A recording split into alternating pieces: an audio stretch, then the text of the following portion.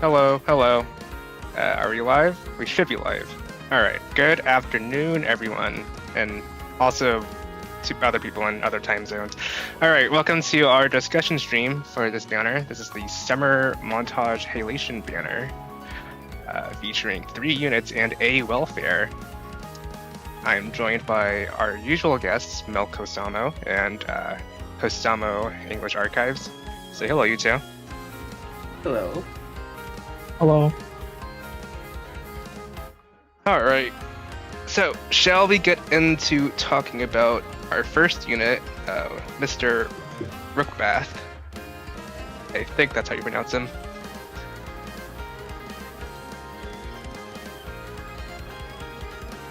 Yeah, basically, I- yeah. Why did Lucky say EA Milk made it? Probably because your PC was down, so he thought you couldn't Oh, make it. right. Yeah. Yeah. I always find this character's name really weird, like Rookbath. It's supposed to be a code name, but like, I feel like there's a secret meaning behind it that I don't know yet, or like maybe the story hasn't revealed. But like, I guess that's to be determined. I like how Zalgus's chat comment translated into the blacks in the YouTube chat. Huh? Yeah, he said Bazinga, What? and it auto-translated for me into the blacks. It just says Bazinga for me. Is that I like think- on YouTube Studio? I don't know. Hmm. Yeah. YouTube got that, the Japanese. Okay. Um, So have you guys done any Yeah. like testing with this thing? no, I didn't want to spend my mats on him. Okay. I mean, like, it's kind of self-explanatory, isn't it? It's like he just brings gauge. You need the gauge mechanic outside, like a mini version of the gauge. Yeah. I think he's the only welfare with an actual like passive amp. Right? Yeah. Yeah. For the team, Well, I mean. Like, oh, team. Yeah. Yeah. Yeah, I was about to say, like, Nomon, but his is selfish. It's only to himself. Yeah, so He has a field, which I kind of don't really touch anymore. you can I don't know maybe the last. yeah. Alright. I always So- Beastoses had a field. Yeah, I guess it's like 6 months. Okay, so for I anyone think who's so. watching who's like not aware, his main gimmick is that he applies like this HDQ mechanic on every enemy, where if you hit them 6 times via an active skill, they take speed down and they get this 20% damage vulnerability for until they take their next action. His S1 does like this double hit, and then he hits one more time to adjacent enemies. His S2 is like this weird like Ryusei S2 light, where he gives like attack up, but like a small version of it to a target ally and also the highest attack ally. And his S3 is like kind of cool. It's like a mini Summer Hisaki S3. He gives an ally like the invulnerability shield and also the debuff immunity thing for 1 turn. And we'll also removing a debuff from them. So his kit is a little weird. I don't think it really like meshes that well together. It's kind of like doing 3 different things for different archetypes. But I guess it does I make think him like He's low-key just a sidekick pilot. Or S1. I think the point of his kit was that he was like every skill is supposed to like kind of synergize with Shiratori. Like his S3 is like if you want to remove the silence. His S2 is so that you can buff the attack of Shiratori and then somebody else he's gonna copy the attack of. And then his S1 is like, that multi-hit stuff. But yeah, he's like very awkward. So I'm not really sure of how good he'll be as a welfare if he's just gonna, sidekick pilot. Considering that, like, I guess the whole point of him is that like he's trying to buff Shiratori. I guess we'll get to Shiratori when later in the stream, but that's not a good sign in terms of like skill composition, or in terms of like what you want your skills to focus on. Because like that's the only way I can reason why you have like a debuff removal, S3 and debuff immunity. And then you have this weird 2 attack up S thing. And then the multi-hit is more obvious, with Shiratori's gimmicks. But yeah. I think it is good though that he does have that passive boss HGQ thing. Because frankly, if you're gonna be running an HDQ, you're gonna be like using that mechanic anyway. So it's basically a free 1.2 days damage rate. And it's unique. So it's like it could be like kind of reasonably like argued that if you just pop something like Keylog's Psychic on Brookbath, he's basically a walking like 1.44 multiplier. But I don't know. And I don't really feel like this unit is that like coherent to me because of how weird his kit is. Honestly, he's just there for the gauge. Like his other skills are just like kind of there. But like I guess for a welfare unit, he's fine. But this it's entirely on your team being like multi-hit focused and you being able to take advantage of that gauge often. Because if your team is just like mostly non-attacking supports, and then your DPS is like one single nuke, then he's not gonna do much for you. Yeah, I think like that's the other thing is that he does have like the benefits of being a welfare, where he has max fan count and stuff. It's just like whatever. It's like a 3-star unit. He doesn't need to be super strong.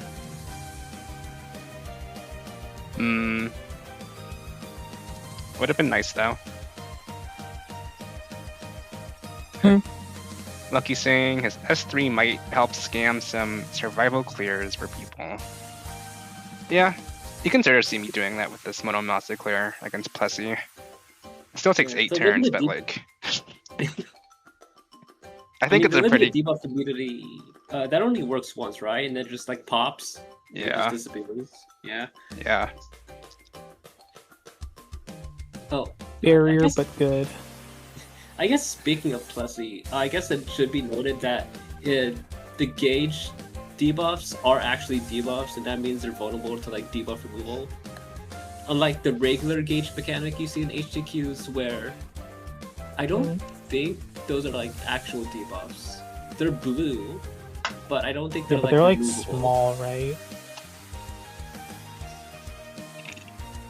It's the icon of it, or it's like smaller. Is it? Like the...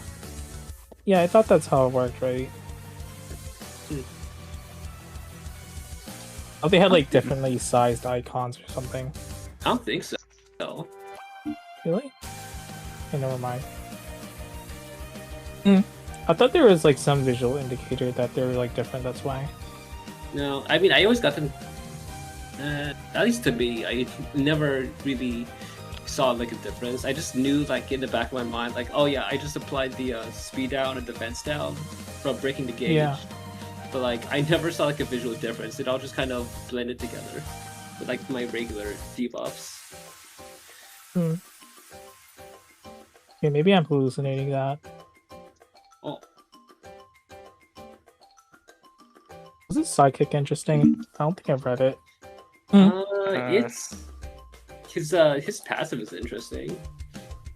It's very Shiratori coded, which goes along with your theory. you know, like when attacking with an active skill, 20% chance to reduce debuff duration to an ally by 1. So you know that is very Shiratori coded, which is very funny because this is like self-acknowledgement that like, yes, we don't like Shiratori's gimmick, and here's like all these ways to bypass it, but no, we're not gonna let you not use Shiratori's gimmick when you actually try to use his character. But this is a Shiratori segment. We'll get to that later. It also has the auto action thing, right? That's pretty cool for like Yeah. a 3-star sidekick. Yeah. It's actually nice. Highest yeah, I HP guess enemy. I think it should probably be said for the YouTube audience too, but there's a thing Fiery said about him being auto-friendly. Since you don't need an Elite Ace sidekick, is us too. You mean for a zero form? Yeah. Oh, yeah, I see. Since it just auto-targets the highest attack person. Yeah, I can see the argument for that. I think he also has this like weird event-only buff, right? You Yeah. start a turn or battle. 3,000 view? Yeah, 3,000. Yeah. Yeah, he's stealing Water Marfik's gimmick again. Yeah, do you want to Right, talk this about is a that? fucking watermarking thing, huh? Jesus. I mean, Oh yeah, I was complaining about it earlier. But basically, well, not really complaining, but I just thought it was funny that like this gauge thing for Book Bath is kind of like Water Marfik's like excavation thing. If anybody remembers that. But now he has this event buff that's like, okay, you get 3k view. That's literally the only thing people want to use Water Marfik for. alright. What are people in chat saying? If you squint, he's 50% amp. Almost. You'd have to like close your eyes basically for that. His S3 is still homeless. His best button is sidekick. It's yeah. pretty, at least. Yeah, it's nice. I accidentally clipped stream to Smart TV, so everyone say hi to my family in the living room. Hi, Hello. hi. We love Satomi's sidekick. Yeah, we do. Let's see. Is this Plessy fight Archer's fault? No, these are not the clips I submitted. I did submit Yeah. some, but not this one. Yeah, these are mine. It's awesome. Look at that Genji pop off. Let's see here. Kane's. It's Kane's passive. It's for Kane's. It's for Kane's. Wonder what Deej thinks about this sidekick. Yeah, Kane's is a really good pilot for this if you need him to remove more debuffs. And I think like with everyone who can like properly proc aim or just has it in their kit, you don't probably need Kane's to run like Grigori anymore. So yeah, there's an argument for that. I would test it out more if I had Kane's, but I don't. So that unit just like does not exist to me. Unfortunate. 2 more months. Ooh. Encouraging me to spend more. I see. As if you were gonna buy it in the first place. Hush. What if I get lucky with this over second, huh? I got fucking Taika out of nowhere, so. Well, I don't know if that's a similar to. I think he just like popped up in one of my polls when I was doing like Xeno Akashi polls. Anyways, who else is here? No, don't make wet fake homeless. We all love him. I'm saying, Arch, this is your #1 ally. Huh? Who said that? It's okay, we're all pulling for Marfik second alt. Yeah. Ew. Well, we all are, including Arch. Especially Arch, actually. Who's all? Okay, if you're gonna pull that, you have to. I am abiding you by those standards. We, You better hold up which your means word. me and you, capital U. Yeah. The capital We. You can't watch the stream fully because of your classes. Unfortunate. Well, at least the VOD will be here. I assume you can stack the blue bar with Rookbacks, passive with debuffs. And HQs, yeah, you can. Woodfick Annie. Okay, that's enough of Marfic. Let's get into reading this thing. Where should we put him? He's like, in terms of welfares, where would you put him? Like, relative to them?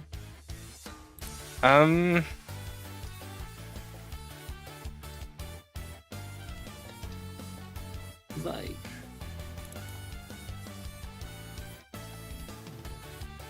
I feel like. So I think our highest welfare is like Noman, right? He's at the top of Yeah. the tier.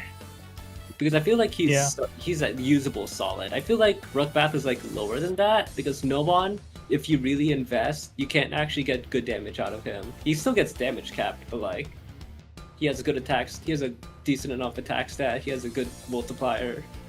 He can apply defense down. You know, like solid stuff basically to land you in that tier. While Rookbath is kind of like weaker in the sense that like, you know, I kind of wanted to put it's only 20%. Rookbath like right next to Nessun, just for the sake of like him having a somewhat unique amp, and like the meta DPS can like kind of take advantage of that, just because they all like attack a lot. Well, not Anniversary Barrel, but you know.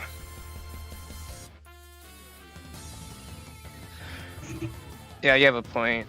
His S2 isn't even like a proper attack up.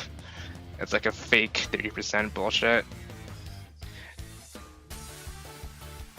Surely not above Huli. Okay, Huli is an elephant in the room that we'll probably need to address later, but I think for now, we'll put him next to Nessun. And any arguments, any objections?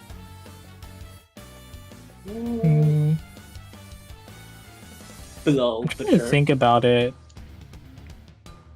I kind of feel like Rookbath is kind of on par with like, you know, those 4 stars. I'm thinking like that Gonron, like era of 4 stars, where like you get a passive team amp that like hovers, that tries to get to 20%, but it sucks. You know, Yeah, like but- Bart, like applying Evil Eye. Okay, it's not that one. And it's like not that 10%. annoying. It's pretty accessible. I don't know.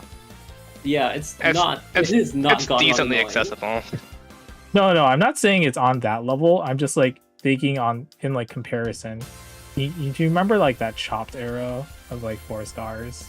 Yeah. I'm just like Maybe. 4 stars was like, oh, you know, forged and shit.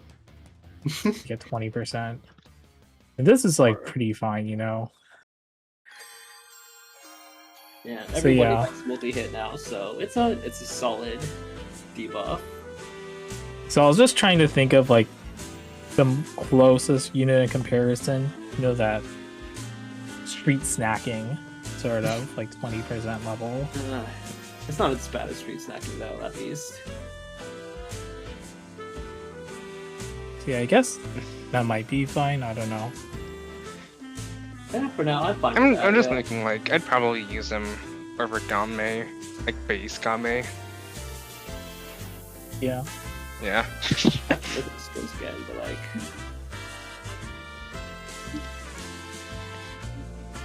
Gone wrong, more like gone wrong. Witty guy, aren't ya? Okay, we'll leave him here for now. Street snacking is how Tommy mentioned. Alright, you gotta I up need- those standards. You brought your best? Thank you. Alright. Let's move on to the next unit. This should be our 4-star of the banner, Ivanka. Ivaga. Look at him. Look at that cutie. Okay, so I genuinely question how have your opinions changed at all, and to what degree if they have? Because I actually really I've been wondering how high I should put him. Not like super high, but like he's like good high to me. I think the RNG is enough to like kind of is enough to like drag him down, but I do genuinely think he's really good. He's like pretty good. If your team works for it. It's kind of like it's really iffy because it's like I genuinely believe he drops down a tier if you don't have Gregory Psychic. And maybe another tier if you don't have like good multi-hits. But if you just have like if you just happen to have like the right team for him, then he basically just becomes Jailbreak Obsidious. Not like in the exact sense, but like amp wise or like debuff multiplier wise, and like he could genuinely be a replacement. What's the Grigori sidekick? You mean just the passive? Yeah, just the passive. Because like it really just depends. It really just depends on that, or like to like really pull damage out, or for debuffing. I don't really think that 4-star psychic availability is really that big of an issue since you can just buy it in Anniversary. But like, I think it's more of an issue when you have to say like, oh, you need like Anniversary Barrel, and then you also need like Sosis.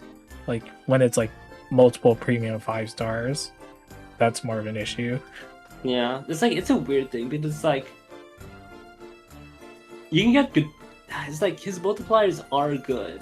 Like I do genuinely think that, but it's also like he's built for the super premium team, and so I'm like, like if he's supposed to be a super premium team, then you may or may not have like better units.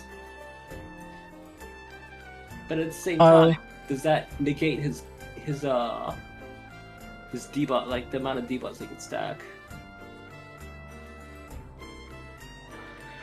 I don't know. I feel like this unit is like supposed to be like a gateway drug to multi-hit. He is like the first multi-hit DPS, I'm pretty sure, and like actual DPS, not like some stupid bullshit like attack parallel quartz on Valerie.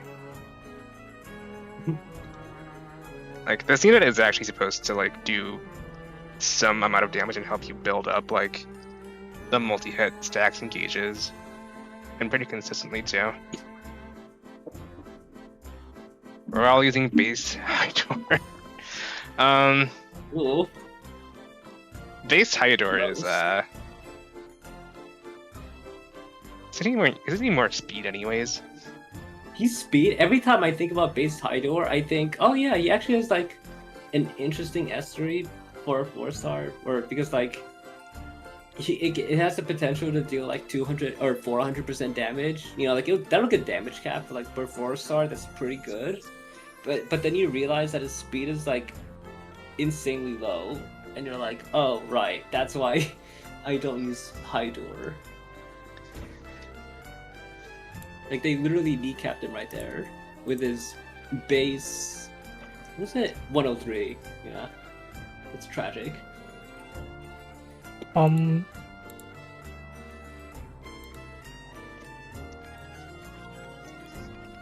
For Easter Reeby, was H-Whelp like able to one-turn that quest? Did he need a like bonus or something? I think it was consistent when you had like a bonus. Right now you need to be lucky with Yotaro Prox, but it is doable right now. So like a 2-turn with H-Whelp is not actually that impressive then. Like, considering that 1 turn is already possible with H-Whelp. I feel like it might be stronger if I had Bard Danzo, but I don't. Because, like, I'm pretty sure that would all stack. Or Bard Danzo, like, Bard Danzo, or H-Whelp triggering Bard Danzo, That would be really nice. And then Yavaga's ult or spillover spectrums. That also counts as an active skill. I checked. You actually checked? Yeah, I checked. That does count. Each of those do count as an active skill hit. So Okay. that would also probably trigger Bardonzo without Does it count if he attacks multiple enemies, or do you only get like 2 max per pick toss? Actually, I wonder because like he can do his S2, and then he'll follow up with his ult, and so I don't know how Bardonzo would react to that, like, because I don't have him or either, so I can't exactly check. But I guess what I'm hoping the interaction would be is that you use his S2, that triggers Bardonzo, and then his ult triggers, and then that also activates Bardonzo. That's what I'm thinking that would happen. I'll have to look at that later. It does sound interesting though if pick toss is still counting as an active skill for whatever reason.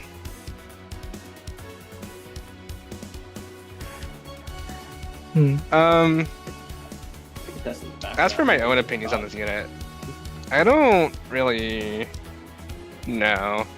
He's like both a little good and also like kind of bad at the same time, like an in-between state. Because you use him and he really does feel like a 4-star in a lot of ways. His kit is like very restricted, unless you use like these like uber premium units that like can enable him to fill his gauge faster.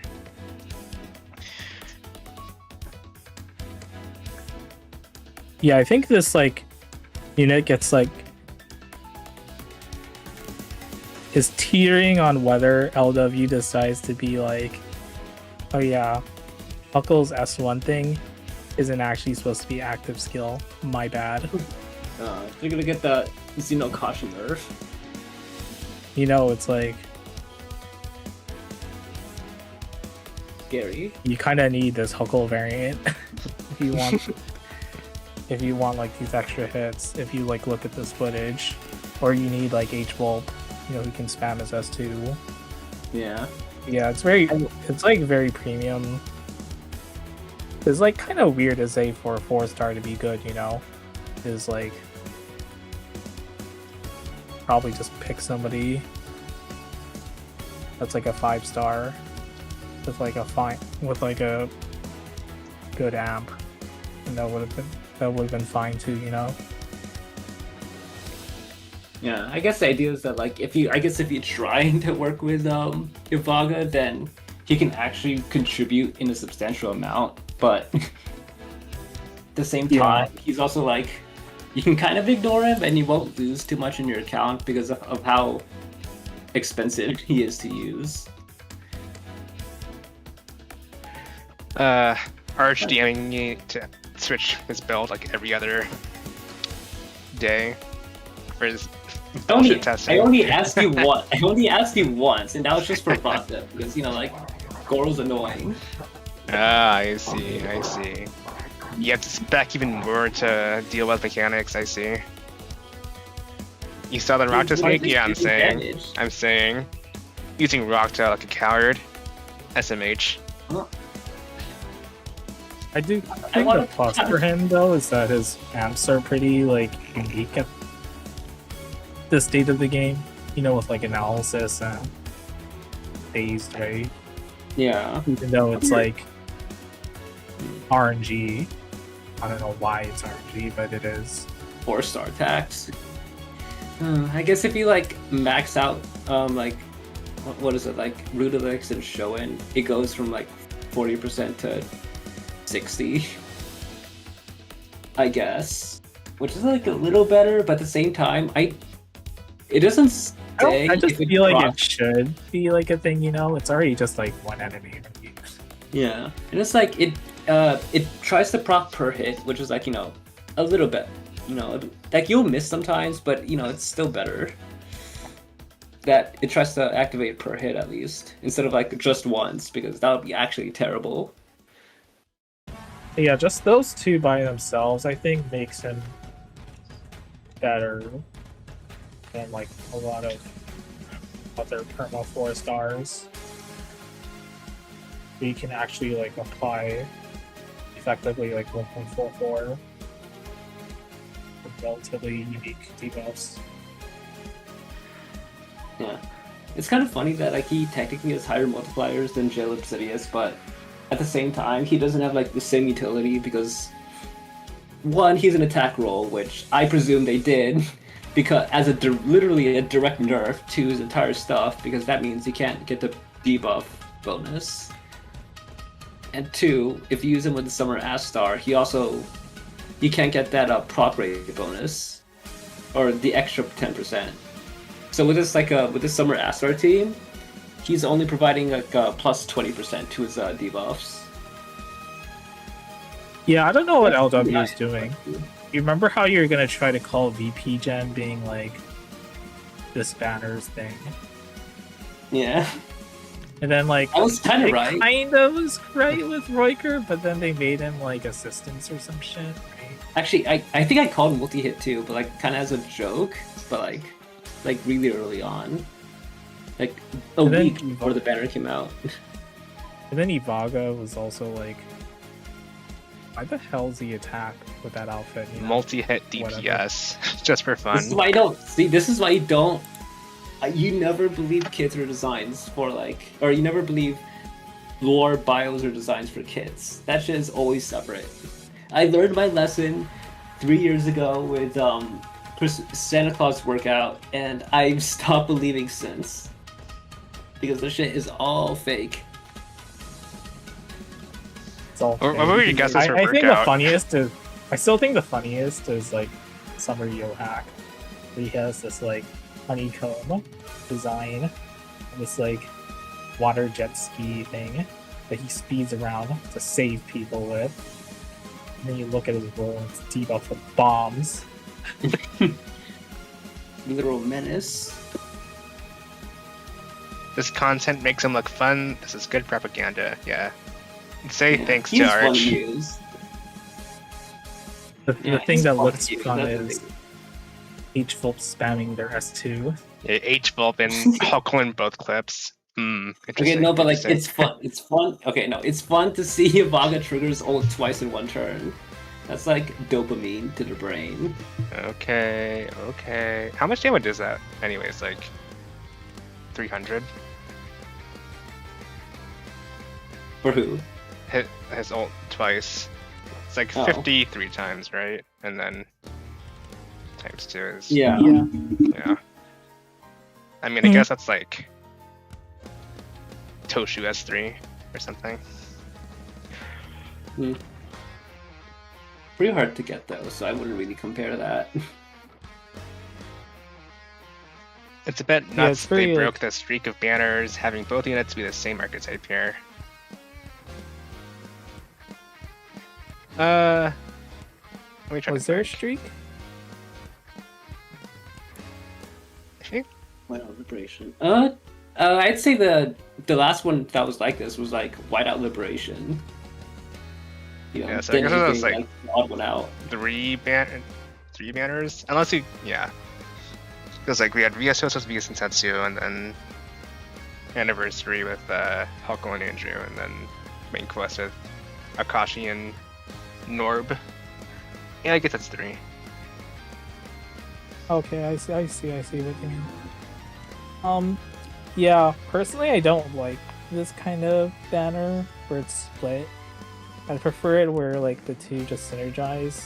Because like if you're a new person, then you can just use the two that you get on the banner together. But really it's more so the problem is that this banner is just kind of fucking weird. I mean, I think it's like we do have like Like 2 people in this event who are supposed to synergize with Shiratori, and then you have Worker who like kind of works with them anyways, just by virtue of like, oh, I burn your view anyways, so you don't care that much about silence or whatever. Or if you do silence, you have like fucking Rookbath psychic on Yavaga to like remove it off them, you know, shit like that. So I do think this banner, this like entire event is like trying to prop up Shiratori, but I don't know That's a lot how of that's. heavy lifting. I don't know how well that's working out. But yeah, for most purposes, Funny. the 2 5 stars for this banner are going to be in separate archetypes. And they should be in separate archetypes. Yeah, I don't know. It's like I'm not necessarily opposed to like this type of banner because like World End Travelers is basically that. The thing is that like the quality could sometimes just like be lopsided. They're just both fun. some of the best units in the game. Still. Yeah. It's like you either have World End Travelers or you have the Jailbreak banner. Where you're either 50-50ing like Obsidious or Okitaka, and like that's an awful gamble. Like when you're pulling on that banner, it's scary. It is so scary because you don't want to be jump scared. Man, it is a. I kind of wish LaH did like less rerun banners and more of like the, sort of like jumbled together mixed banners like Cosmo does. The pickup I do banners? not want to pull. Yeah, I do not want to pull on like, a rerun of Jailbreak if I want Obsidious, Like I want like Obsidious with somebody else that's like good. 2 Obsidious So- banner. I guess you could I do mean, New even Year's that where would probably you be, could like, pull. acceptable. Yeah, it reminded me of New Year's where they put Christmas Narihito along with Moriyasu. So I guess there's your answer for that kind of banner in LaH.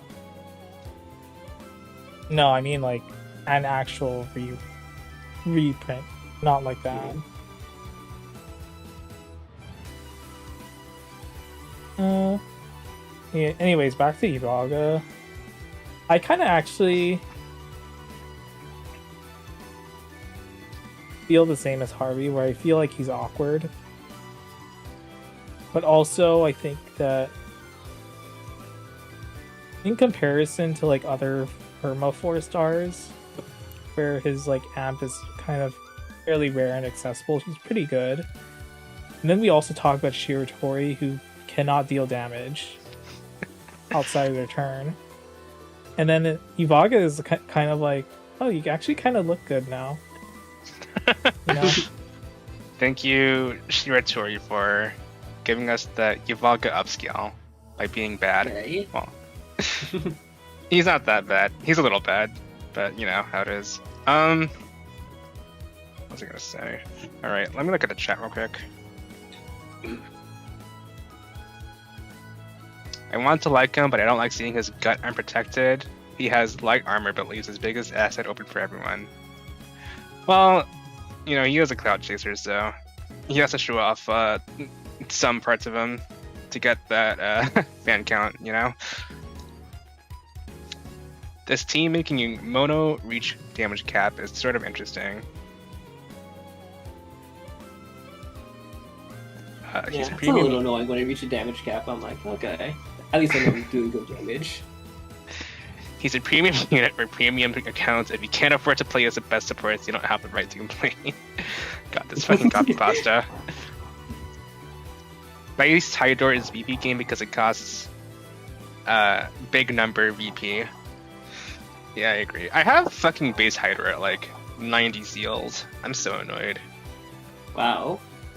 I'm never using him. I fucking tried to like raise him so I could use him with like Rook Bath to see how it works. He needs so much support to do damage actually. Like low cost Hydro clears just aren't a thing. Unlucky. Yeah, just wait for the skill tree where he gets that Borealis path, where he gets like +10 speed when he has speed up. Oh right, yeah, his speed is so fucking bad too. Actual cancer. The animations are great though, they're nice.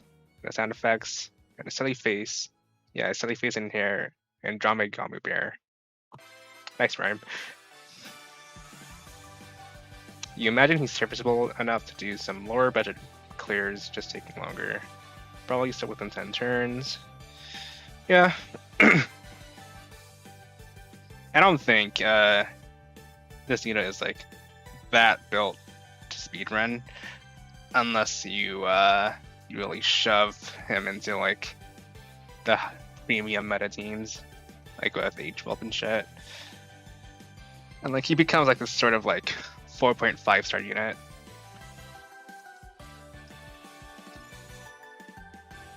Dude, the rules are hell. Heal and VP chats right now. Yeah, it's really funny. Because like they kind of abandoned like this entire view shit with Rooted and Barrel, and then we have fucking Raker coming back to like boost them more. So like the view role is actually just stuck in limbo forever, I guess. I still think Raker was like, there's something wrong with it. Because like news page says something different, right? Like I think the news page actually says he's like Eugen. Yeah, I if you translated the website, you see like his role was like assistant, and then right next to it is crossed out. It's literally crossed out entertainer right next to him. Yeah, if you translated the news site. What the hell? Oh wow. Huh. Okay, never mind. Why did they give him that? Why are they double downing on assistance? Yeah, literally check the website. They were super fucking scared of this 40k view. S2 from Roiker. I mean, like, yo, just cap it out. There's a cap. You can't, like... Does the cap work like that, though? When, like, the bonus applies? Actually, I don't know. I am not sure, actually.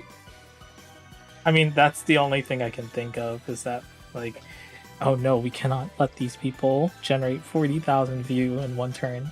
Oh, we can't have them too much fun. Alright. Let's see, what else is there? Combo right to another archetype that doesn't even care. Just make a support and call it a day. You think it depends. Xmas had 2 different archetypes, but X Stereo works well for data board purposes specifically, which I think is pretty good design. Yeah, I get that.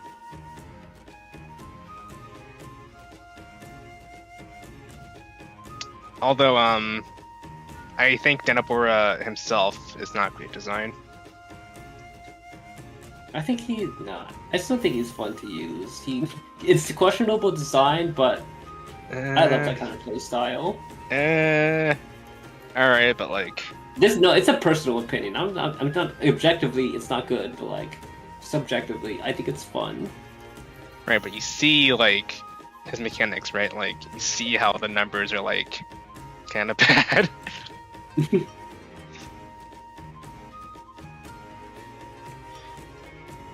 So far, the worst banner of the year for like any account, without a spark and F barrel. Oh, you're talking about banners like this. I see. Yeah, maybe. Oh well, F barrel is rerunning next anyway, right? Like I think they're just skipping Road and Travelers for either like Halloween or next year. So. I guess they're putting up that F barrel bait right up next, huh? You never know. They get surprises with like fucking Halloween vault out of nowhere. Alright. Give me the X Smoke S2 Hack banner, if only. Dude's forgetting Horse the Man doesn't count, he's not even unlimited. I wish Life Wonders was the Chinese, because the Chinese / Saigons gotcha at this point. They would just make a select rate of banner with all the minutes. Yeah, that would be nice, but not the reality we live in. Shimatori, I have better banner. B Donzo, I need that heal debuff cleanse, or I'm going to T3. That's nothing but a tool to me. Alright. What's that? Vlahammer on Yavaga? Oh, you're talking about his passive? Honestly, I thought about it and I'm like, I don't care about Yavaga's damage. He he doesn't really do damage to me, so I'm like, yeah, you can just build a support. You can build him as like a support multi-hit, and that's honestly fine in my eyes. Does his ult trigger, like, does it count as an active skill? Yeah. Does? Okay. Yeah, I was testing him with Valentine Gaius, and you know he has his gauge tracks active skill hits. Interesting. Yeah, I could see that then. All right. Let's get to rating this man. I'm sure he'll do damage with his new 45 to 60% attack multi-attack kick. Oh. Doesn't Annie usually rerun after Annie? Honestly, this fucking company does anything. It doesn't matter. Nothing matters. There's no pattern anymore. Everything's breaking down. He is right though, but like, I don't know what's coming up next. That's the thing. And like they are kind of evil sometimes with the reruns. Like they literally reran the best banner for debuff right after Mayquest 2.4 or 2-4.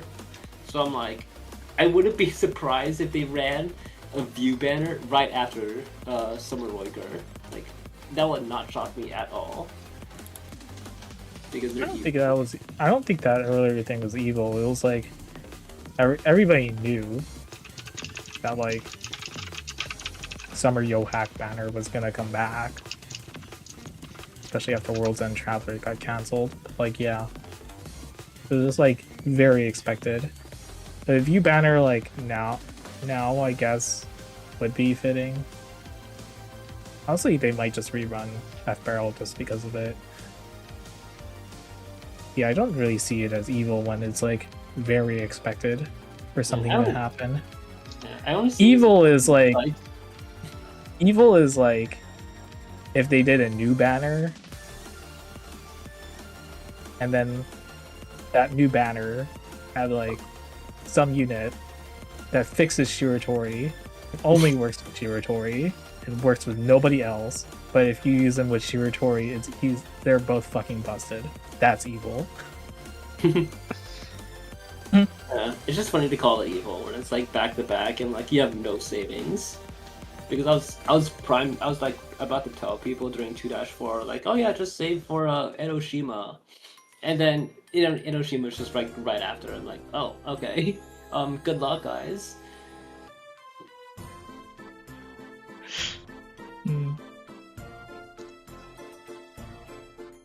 Xmono is tanking. True. Just in time for his second variant. Woo! Alright. LaH fuck. Okay, my YouTube chat is like still translating those, and it translated Yavaga to heaven. Interesting.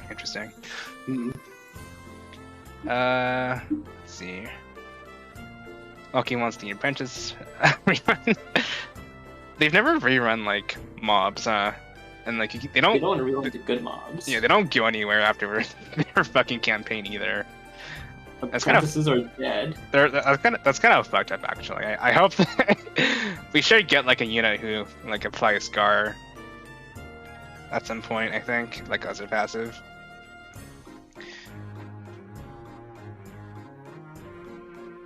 Xmono is just a passive merchant and a fraud. Loki, yeah. If fucking Arch's clip and he presses Mokdai sidekick button on the first turn. Alright. We try to end Xmono and Stuart's rage exploit instead. Real. Oh, hello, Lynn. Took long enough. The concept of a Beagle. You have a god? Yeah, I agree. Hold on. I'll post this in LaH Core to see you guys now.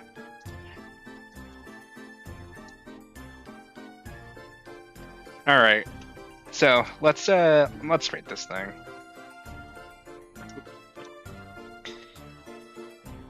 So I think at bare minimum he's like better than base Hyador, right? and base Yeah. Hydra is B+ tier right now. So Yeah. maybe he's like an A tier. I think A is fine. I think A plus is like, I guess I don't know. A plus is like you have to argue for that because like he's super premium and like you have Okay, to work. actually, And I think he's before we rank Ivaga, let's talk about like Denabora and like Bart and Rasputin and A+ tier. Are we still certain that they belong there? Who else is like above them? Honestly, oh my god, we have Passive Merchant Lilac in A+ tier. I think Bart and Rostaban are fine, to be honest. Like, they're under like Borealis and Valere. Yeah, Dene is like Already. good questionable. Actually, I think I think Pub got upscaled because of Viastosis, and Viastosis does nothing for Dene. So I think he Right. should drop below them. Because for me, I think like Rostavan and Bart, in combo specifically, they're like actually pulling their weight. You know, Yeah, they're like, good. they're providing stuff on the table. And then Ivaga's kind of weird in the sense that he's also kind of doing stuff, but at the same time, it's more so he's being carried as the same time. Oh. So I don't really think it's like in the sense that, you know, you're using 3 other like Rakdos units. I think a But- good way to describe him is that like he's kind of like a Winmore, right? Like in a good Yeah. Ivaga team, you're already winning. He just makes you win more. Yeah, he just makes it way more stronger. But if you don't have a Winmore team, then he starts to fall off. Because Yeah, so- it's harder to like get his stuff out. Yeah, so to me, I don't really see like Bard and Rostaban like being that moving down in the sense that they're still actually like, you know, providing value that's like sort of like by themselves, you know. Yeah, they're more accessible basically. Okay. He isn't here, but I think my proposition right now is that Denabora gets moved to the bottom of A+ tier, and then we move Anniversary Pub above him. Does that sound okay? Yeah, Why wouldn't that's you fine. Anniversary Pub compared to I guess A Pub gives himself like attack up and stuff. And like attack Yeah, up it's stuff. Yeah. yeah, it's mainly just due to guidance, right? 'Cause you Yeah, can I do think his AoE like and- best tunes are just like better than Denabora. I think But Denabora I still don't has know like what Denebra is like doing. Like, has anybody Honestly, picked I- up anything with I Denebra? think this unit's like kind of he's like low-key breaking your account. I don't know. His Thing is ceiling that, like- his ceiling should be higher, but he has like no support. I don't know. The thing is that like he can't have like he. It's like I already talked about this in chat before, but it's like even if he gets more healers, he's gonna hit that. He's already close to the ceiling, right? Like if he gets better healers, that's not gonna do much for him. Like if he gets like a healer that applies defense down, but like 100%, a healer with aim on their S1 and stuff, like he still has his S3 is still just one hit. He has like he doesn't have any follow-ups, chain attacks, whatever. Yeah, and building up his He's just fucking prettier Exio. building up his levels is like a pain too, because he's stuck at like this cap of 1,000 bounty or whatever, so you can't actually like spam his S2 to max level every turn. You have to like do some waiting bullshit with them. And also like his self buff thing scales with like his view stat. So that's like a big question mark, like why is that here? Kiwi says Denebra is the Light King. I agree. We gotta move him down. That's so real. Honestly, I think him being in the same tier as Exio is honestly fitting, because they're basically just the same, but like he's better. Yeah. Yeah, but he makes our healers do a shitty follow-up attack. Isn't that cool? I don't know. Wow. He still gives like a useful buff to your team in the form of defense up. Exio doesn't really do that. But I guess Exio is like 1,000 times easier to use as well. I don't know.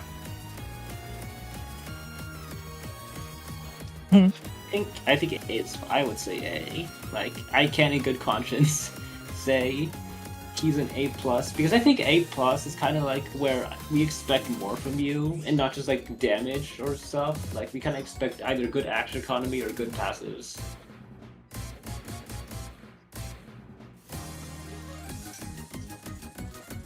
It's crazy because like he should have good action economy. It's just not good. It's not for himself. It's just like fucking It's all set up. healer follow-up attack and like fucking defense up. He can get upscaled if there's like a healer with like this stupid strong S1 attack, and I guess that's about it. Or like, yeah. That's like his only potential for upscaling, but I think A plus is fine, or A is fine. God, seeing him next to Procky is weird. Alright, let me look at chat.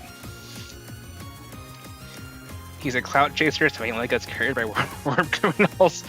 So when a fit hunk gets carried by exterior and a successful competitive fighting woman, he's pulling his weight. But when a fat woman does, or when a fat person is the same, it isn't the same.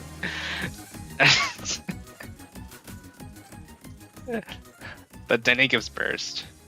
Dene chop for Rokusei or Denebora. I guess I could see that. A healer that makes you cast your S3 like guidance. I think just did Denebora. Yeah. The Borealis effect. People were too distracted by exterior at Christmas, and now Denny's dogs are puppeting. Yay for anniversary pub going up to A+ tier. Yeah, congrats on the promotion. Alright, now let's look at Yavaga again. Where do we want to put him?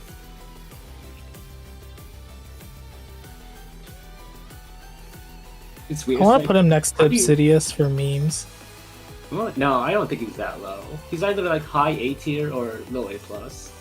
It's just like, where do you put a Windborne unit? You know, like what constitutes like? Are you? I mean, okay, so currently I'd rather use him over like Summer Kowalski, right? Yeah. I think he's better debuffer than Gyasar, so he's above him. Okay. My Fuwa. His amps are bigger than Yohax, I think, if you run like Grigori on him. Yeah. Thinking.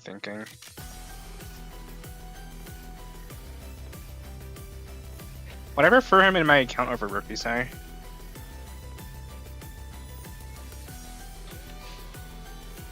They're both the H-Volt perpetrator. Kind of, yeah. Yavaga Exo Hack and make you kill as content? Yeah, true. Okay, well. Maybe I will put him there for that, actually. Well, you two don't seem to be arguing against it, so. And it's just weird. Like I'm not really like.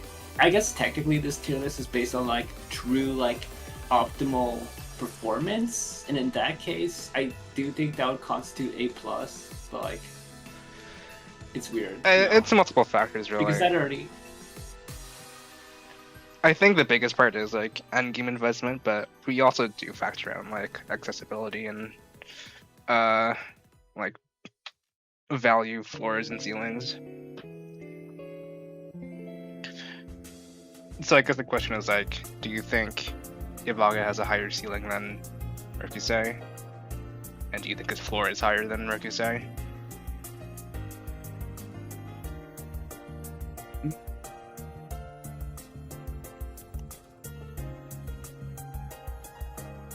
I'll say yeah. Actually, I'll say yes.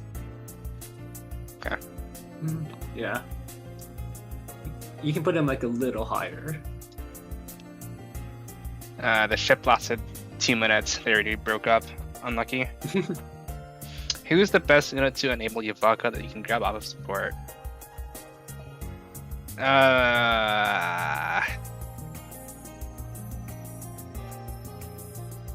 I think Arch is like really fond of using Huckle variant. Yeah, it's Huckle. Like his S2 is just really nice. Well, I mean, it's just really nice in general, but honestly, it's either like Huckle or Vulpecula, because Vulpecula gives you the action economy to like really trigger his analysis consistently, or his ult consistently. Yeah. So does Huckle, but like in a lesser sense. But, that requires you to have a speed team, so there's that whole debacle. So I think if you don't have a speed team set up, then I think just borrowing Huckle is better, because Yavaga also has speed down on his S3. So in a way, he's contributing more to like a Huckle's passive too. But if you don't have like a good speed team set up for Vulpecula, then I think he might struggle more. So I think Huckle is more accessible in that sense.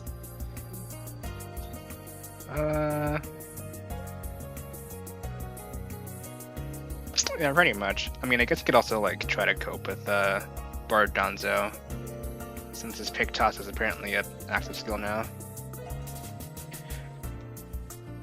But I haven't really tested that, so. I'll test that right now, actually. I keep meaning to. I'll do it in the background. We love a ship with gravitational pull. Yeah, I'm saying. The Ham Planet ship. We need to, like, obliterate Rokusei already. Is Rokusei better than Yohak, though? I mean, he kind of works with, like, Astosis, right? And he kind of like is usable for farming. No, I was just asking rhetorically because I kind of feel like whenever we ask if Rokusei is better than somebody, the answer is no. I see. I mean, Rokusei did kind of get like uplifted by Riker, because the VP charge counts as like buff count. I'm pretty sure. Yeah. Yeah.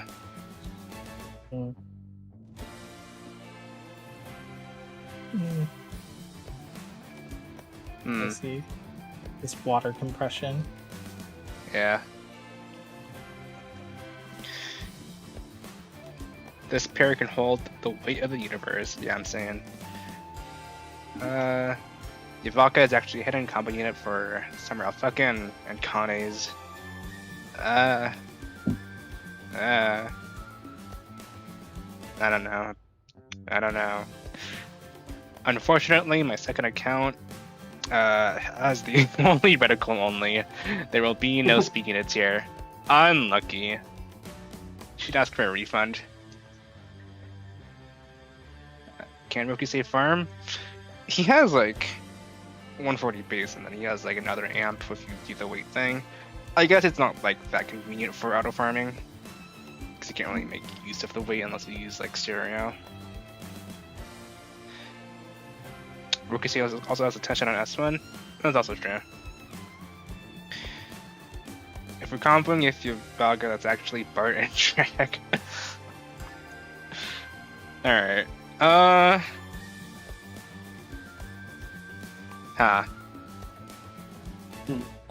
by the way, I just finished back on my pick toss test, and it does not count as an active skill. I told you. I know. Archer is lying. Misinformation. I thought it was an active skill because it triggered Huckle for some reason. So I that's guess Huckle like being weird. That's just Huckle being weird. Yeah. I thought actives. Never mind. But yeah, I really didn't think pick toss was an active skill. I was like side-eyeing that when you said it. But I don't have him to challenge.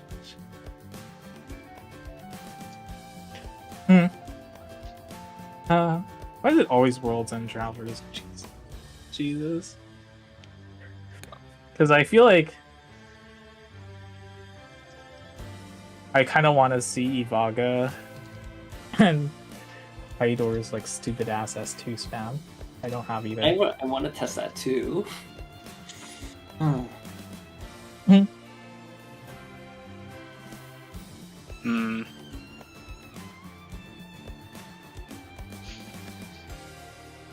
All right. Are we done talking about Ivaga now? Yeah. All right, ready to move on to so- hype moments in Aura. Let's talk about Shiratori for 10 minutes. 10 minutes of slander. Yay! Where do we start with him? I guess we could start with his passive, right? Like that's probably like the most notable thing about his kit. You know, like what is it? Gain +1 gauge every time you attack an enemy with an active skill. Yeah, that's like. But the thing is that like it by the end of the turn it goes down to 0, or the gauge resets back to 0. So it's literally just worse Chris's Monomasa. Because like the only reason Chris's Monomasa is still an S+, is because his stays until the enemy acts. So like it's basically just Scar 2. But with Tori, this thing just like disappears at the end of the turn, and there's nothing you can do about it. So you constantly have to keep building it up over and over again. Yeah. The fact that it doesn't carry over from like the end of the turn means that you can't really do a big chain. But I guess on the plus side, it can mean that it can be a little bit more reactive. Like, if the enemy is like counter or something. I don't know why they had to make it 10 hits too, though. The other thing is that it's also like, like a team-wide buff instead of like enemy-specific. It's not really that big of a difference when most of the bosses we have are single target, but it's out there.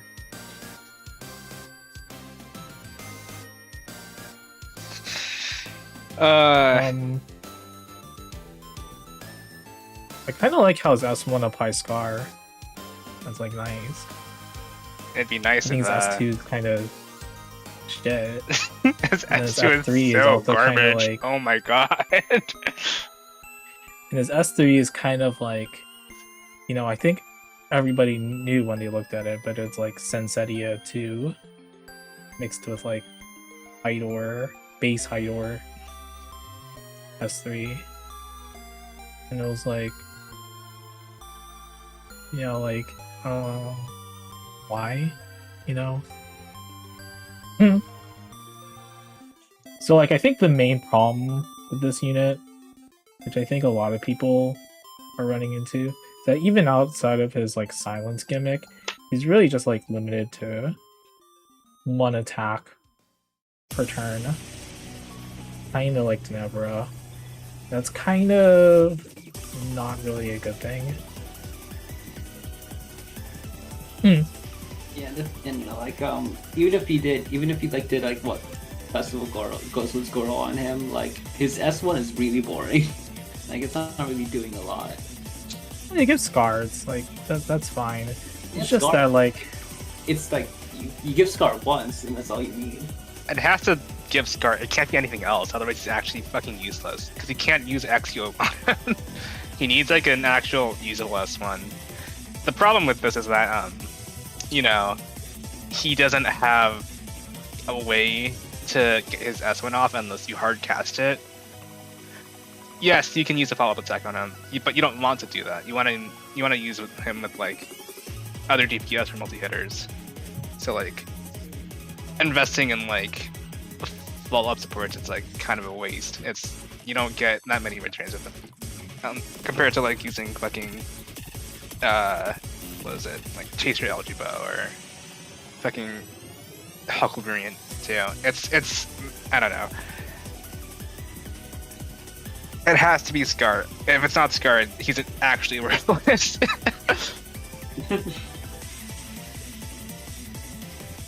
I think the other thing that I don't really like about this unit, and we still haven't touched the silence thing, is that his S2 being shit kind of like makes me remember that Vistosa's guidance actually kind of matters a lot when your S2 is bad. Because like just kind of like lack a lot of flexibility from not being able to have that option available. So it feels bad now when a unit has like a pretty bad S2, in my opinion. I think I can kind of feel it a lot here. And Shiratori just like doesn't have good action economy. Yeah, like I'm kind of surprised his S2 isn't multi-hit. Like it's AoE, I get, for some reason. Like, okay. I also just don't like buff removal because it kind of feels like Life Wonders pulls that when they don't know what to do with a character. Yeah, it's just like inherently situational. It's like, oh, maybe they have a buff, but maybe not. And then now suddenly buff removal is just completely irrelevant for this quest. We have the silence gimmick thing, which we should probably talk about, where he has this modified weight where he can like add people's attack to himself with the exchange of like silencing them. But even if like he didn't apply silence, I think he would still be kind of bad, to be honest. Because he still runs into the problem where a damage cap destroys him. Mm-hmm. The funny thing about that is that, like, if you hit damage cap, when you hit his extra hits, when they deal 0 damage, that means his heals also deals 0 heals. So you literally heal cap yourself too. Oh, did you finish testing that? Okay. Yeah, I tested it. Yeah, he will heal 2 units, and then he'll get his damage cap on the second hit, and then suddenly, that's all you get. He heals 0 for like the next 2 hits, which is very funny. Or not really funny. You're truly damn. Why did they do this to him? Which I guess that technically checks out, right? Like his skill literally says heal based on the damage you deal. So if you're dealing 0 damage because you hit the damage cap, then you're healing 0 HP. I don't know. They made Antares last year, who was already like the multi-hit payoff, right? I don't know what they're doing with this kit. He's like just worse in every aspect. Because Antares has like he has AoE, he has damage mitigation, he has a way to like interact with other skills with this like follow-up passive thing, and like I guess straight where you can heal 1 more person.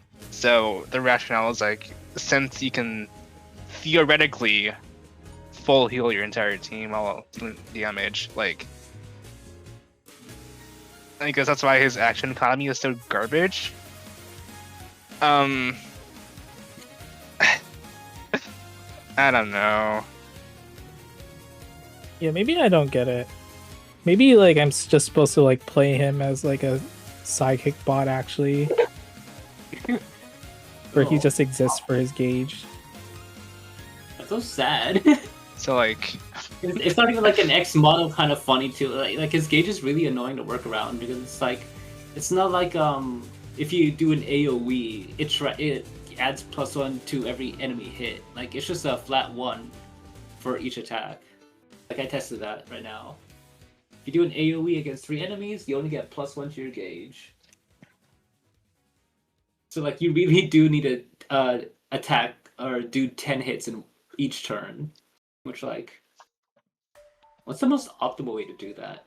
I've been thinking about it. I'm like, how would we mess it? Obsidious? I think it's the Chaser Alchiba S2 I've been doing. Uh-oh. Okay. Because that's like, 5 hits. When with the guidance, it's like, 10. Oh, yeah. But the problem is that you have to use these 2 units who don't really have that much synergy.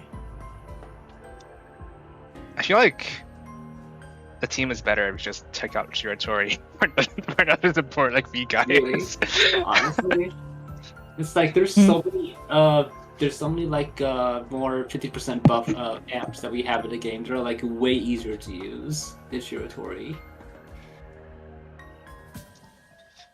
Yeah, so I don't know. Alright. Let me look at this chat real quick.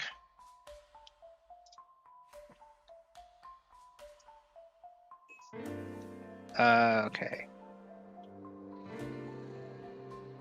It's what Ricker deserves. He's cute and Shiratori's a nerd. I see. I think Ricker's a nerd, actually. Why is he on speed? How they're talking about the fucking first clip.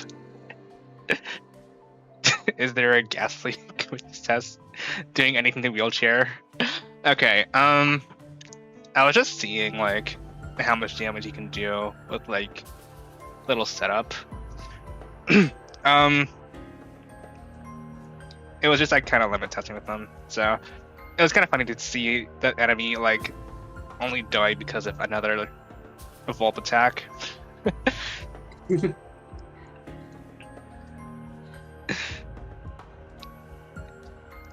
Shiratori getting out damaged by the Yuvok in that showcase. Oh no. I wanted to see Chaser with Yuvaka passive. God at it again. S3 is just Sunsetia S3. Yeah. But you know, it's a fourth hit. So full team heal. I guess this is like the only way you can get an actual like full heal on your entire team and currently. You know, without if damage cap doesn't exist. Yeah. Well, like if you're hitting damage cap, it's like you're doing big damage anyways. And it's like 4 hits, right? So yeah, it's 4 hits, but it's like when you're into SSS stuff, it's like damage cap is only like 10% or something of their health. So like you kind of need, or maybe like 15%. Which is why I'm thinking critical about like. Well, I'm thinking this character is kind of like a 8-turn unit when we're talking about units that, you know, try to clear stuff in 2 and 3 turns. Oh yeah.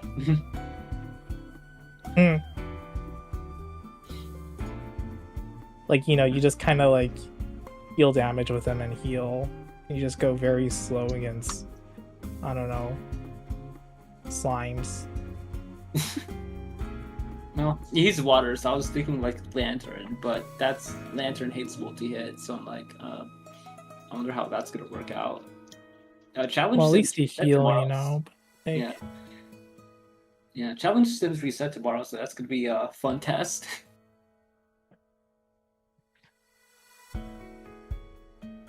Yeah, so Shiratori's silence gimmick is kind of like unnecessary in the sense that I think in the context of what we try to talk about these units, it's for like very quick clears, like 1 turn, 2 turn stuff.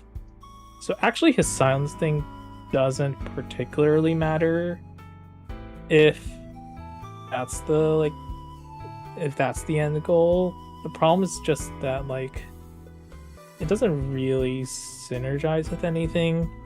There's like a way to get extra damage in the sense that when we talk about like units who can like kind of synergize with him for the silence thing, it's like, oh, F Barrel just avoids it because he does his follow-up attack and the silence goes away.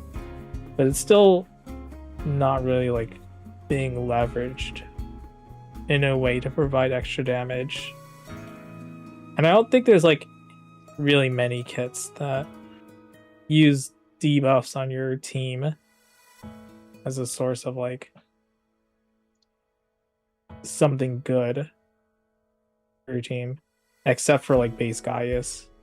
And it's like nobody's using that guy. Yeah, I know people like brought up Anniversary Barrel as like a potential pairing for him. You know, there's a couple issues, right? First of all, Barrel's attacks don't count as active skills for the gauge. And second of all, Burrow can kind of already cover your healing needs if you put like a Sosa's passive on him. So Shiratori feels like kind of redundant when you put him next to Barrel. But yeah, it can work if you like just use Barrel as like a berserk stat stick for his substitute thing. I don't think it's that good though. Yeah. I just think that like when people try to like talk about this silence thing and they're like, well, you know, this character can get around it. I think it's kind of like the wrong mindset in the sense that I think I would rather like to see like, oh hey, this character, I don't know, gets like 200% more damage if they get silenced that turn, Right. you know? Yeah. Like there's no actual like synergy, there's just more like, okay, what units get around this fuck ass gimmick? It's not like, oh, your team gets a 30% buff if somebody has silence. And I think that would be like something Shiratori wouldn't need to be like salvaged or something. But it's like, that's very like, it just doesn't exist. There's no like, I'm gonna do an auto attack when the team is debuffed like X amount of times. So Shiratori's in a very weird place. It's not weird actually. He's just in a bad place. No, it's like It feels as we like- mentioned before. Oh, It feels like because, you know, multi-hit's been around for so long that like he should be better, but like he's not, because like he's bringing in this like fucking weird ass silence gimmick that like a lot of teams don't even want to deal with.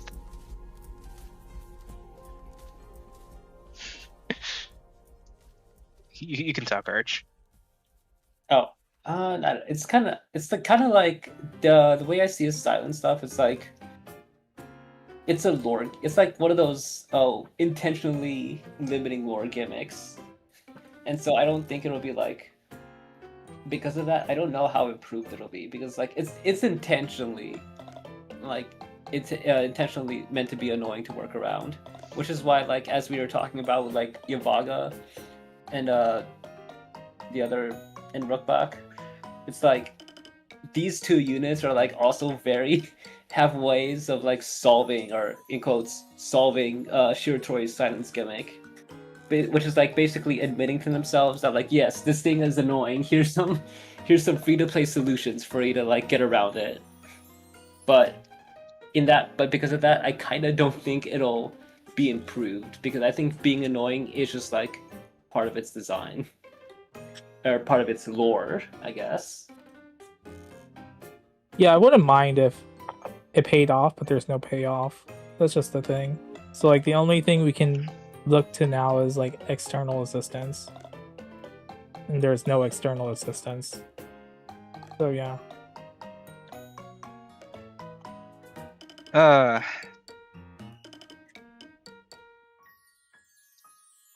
Alright, let me look at the chat one more time. Wait, that second showcase makes him look good. Oh no.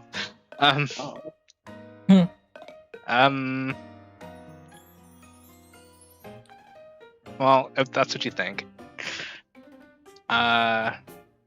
Maybe if it's S3 with Scar on top of what it does, it may be good. Maybe. When they don't know what to do, buff removal. Want to buff and not buff, flex. That's for one action you don't get to do consistently. Yeah. That silence and attack up is cool, but it's silence. Yeah. Unfortunate. Not as bad as when you see adds combo and it's a non-combo unit turbo. I'm more surprised you hit damage cap with them.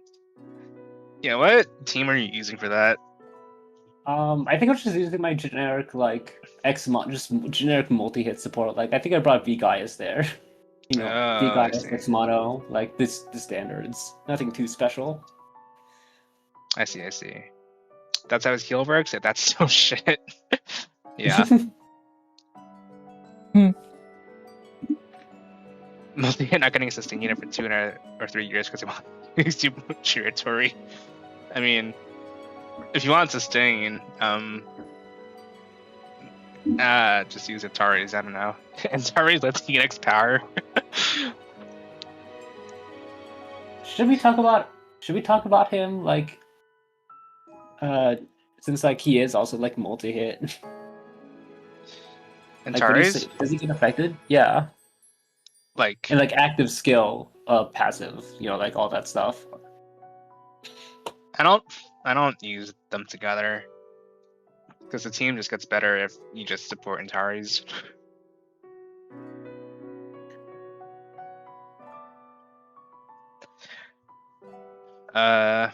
Maybe Shiratori is gonna get a hyper specific support that works for him and him only, so that's why his kit is so weird.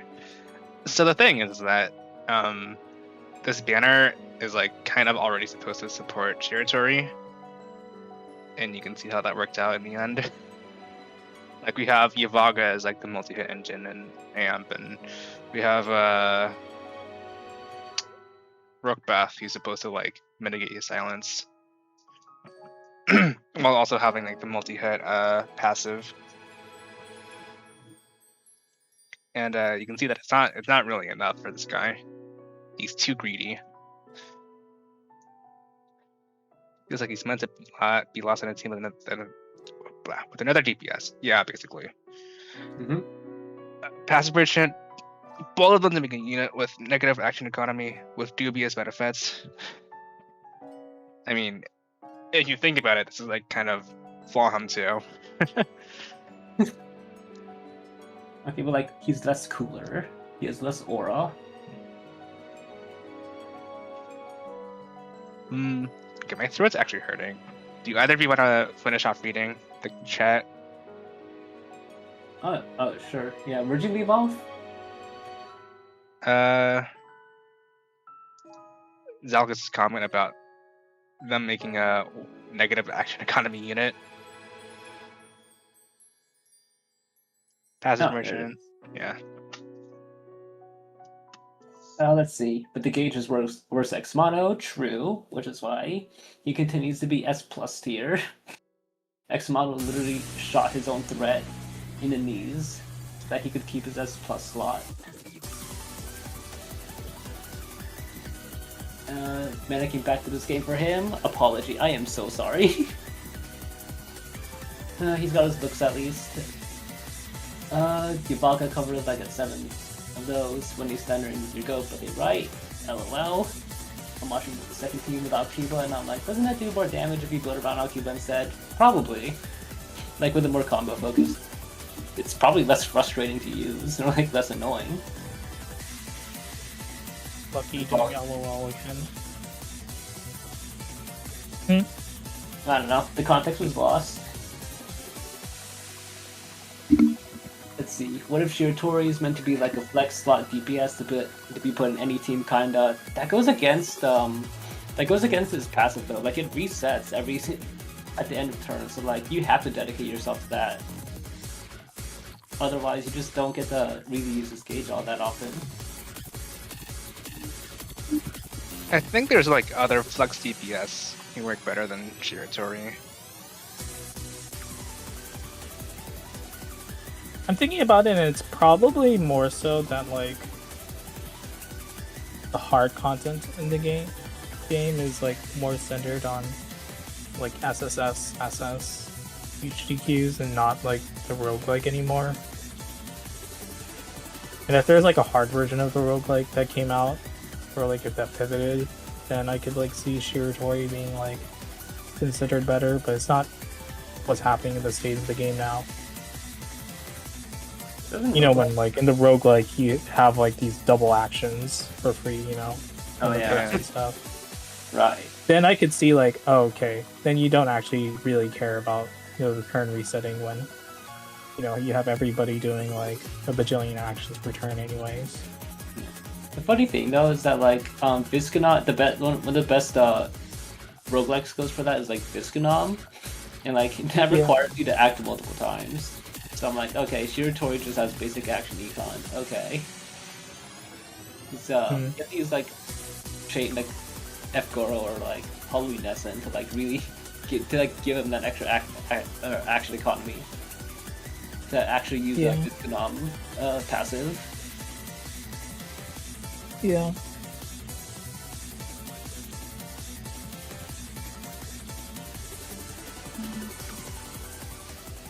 Where did I leave off?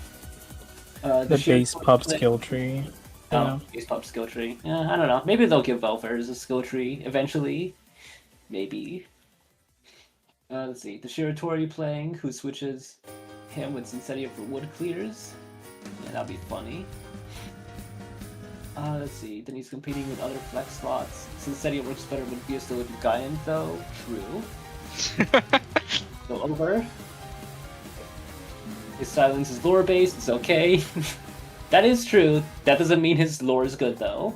I mean, I like his lore from like a story perspective, but like gameplay lore, uh-oh. That's the scary part. But he gets the fourth hit with Yabaga passive. Sorry. Shiratori slander, colon. S2 so shit. Sinsetia is competitive. Well, Sinsetia I feel like Shiratori is just like upscaling a lot of people just by being this bad. Well, not this bad, but like just by being this frustrating to use. That he just makes a lot of other people look better in comparison. So, thanks. I'm so happy I got this thing twice. I'm so glad. Thank you, Light Wanderers, for this amazing gift. The next banner will have units that fool when targeted by a debuff trust. Maybe I can see that happening. When you just much rather use a barrel on its own instead of this bozo. Exactly. Oh no, I don't want that. And me coping with Josen on my way to clear silences. Oh, okay. It's tragic. I think it's a good thing that the kit wants you to circumvent the issues by making you look at characters that help you with those issues, but the reward for Shiratori BS is just some Denebora type. Yeah. Like, I get, like, if you got, like, really rewarded for, like, dealing with this BS, and, like, that would be really nice, but you just, like... it's just not there. Because I do think it actually is cool, like, you know, the kind of, like, intention where, like, oh, you gotta use Valerie, you know, on the off turns when you use the best one. But it's just not happening. It's just not that interesting. You know, the payoff, I mean. Like, the actual, like, navigation is cool, but, like, you just don't get anything good. Let's see. One thing I'll give Shiratori, his S3 animation's good. Better than Summer Astar and Rokusai. Broke the Summer Curse. I actually kind of think it's, like, the weakest of this. I think it's nice, but I think it's the weakest of this banner, and that includes, Rookbath. I think it's fine. Rookbaths is also kind of like some tickle me thing to me, so it's just like whatever. Well, it could be worse, I guess. Yeah. See, funny watermelon. We don't talk about the watermelon. I think it's curious how the specific silence doesn't affect 0 VP skills like Viscous 2, but they didn't make any other units in this banner have that. That's actually just how silence works in general. Like, the definition for silence since launch has been like, you can't use skills that use VP, something along those lines. And so you could in the game before, you could kind of like cheese that if you had like, what is it, like Seiichiro, who like gives like VP cost minus 2,000 or something. And so if you could artificially get your VP to 0, then you could use that skill even with silence. Which is kind of like a funny silence interaction thing. Like, I don't really know why they decided to make it work like that, but it exists in the game. It's cool, it's just that there's nobody with like VP reduction on this banner, I think. Yeah. And if you put it on Roiker, it would kind of start being reminiscent of base XU hero, which is kind of scary to think about.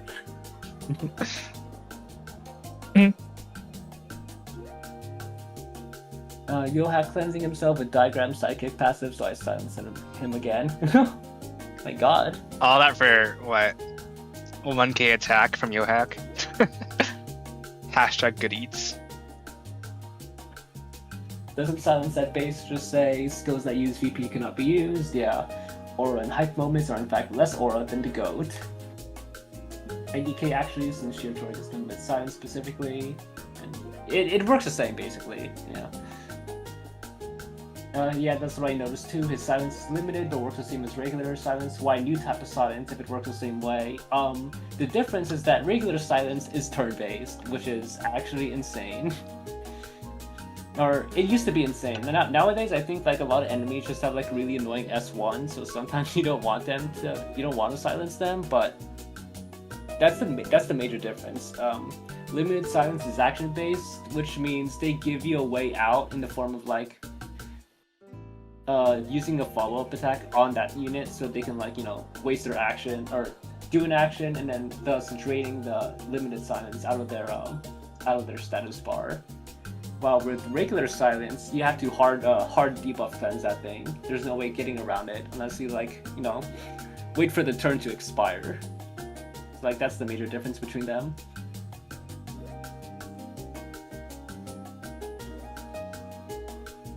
An upcoming unit maybe, or they just forgot to make it difficult. Crying emoji. Maybe it's time for Waker. Just put Shiratori on C. We'll see. We'll see where he lands. Belos instead here for slander. True. The joy pulling 2 bricks, 1 for each hand. Wow. I was making cringe lunch and making a cringe bath. And you're late. Well, welcome back, Lynn. Wash your cringe. Hope you had a hands. nice bath and lunch. We respect hygiene. We respect hygiene in this stream. Please wash your hands. Do we? Or do you specifically, Arch? Oh, what is that supposed to mean? You're in time for Roikerlin. Almost. We still gotta like tier rank Shiratori. I'm about to sleep 2. Roiker. Arch is spitting. I don't care for Shiratori's S3. See, he gets me. I think the sound design for like him slapping them is pretty funny. Whap whap whap. Yeah, it feels like it has impact. I like the sound on S1 though. I don't actually remember what that sounds like, but I'll see later. Shiratori S3 is so weird to me because it sounds like he's snapping the enemy, not cutting them. Yeah. It makes sense he doesn't do any damage to them. He's a wet sponge slapping them for nothing. Oh, like limited provoke. Yeah, pretty much. Yeah, they're making a lot of limited stuff now, huh? Like a limited variants of these regular statuses, which I think is like interesting. I can't wait for like limited barrier and it's just shittier barrier somehow. Limited barrier S? Because it's already like ticking down per action and shit.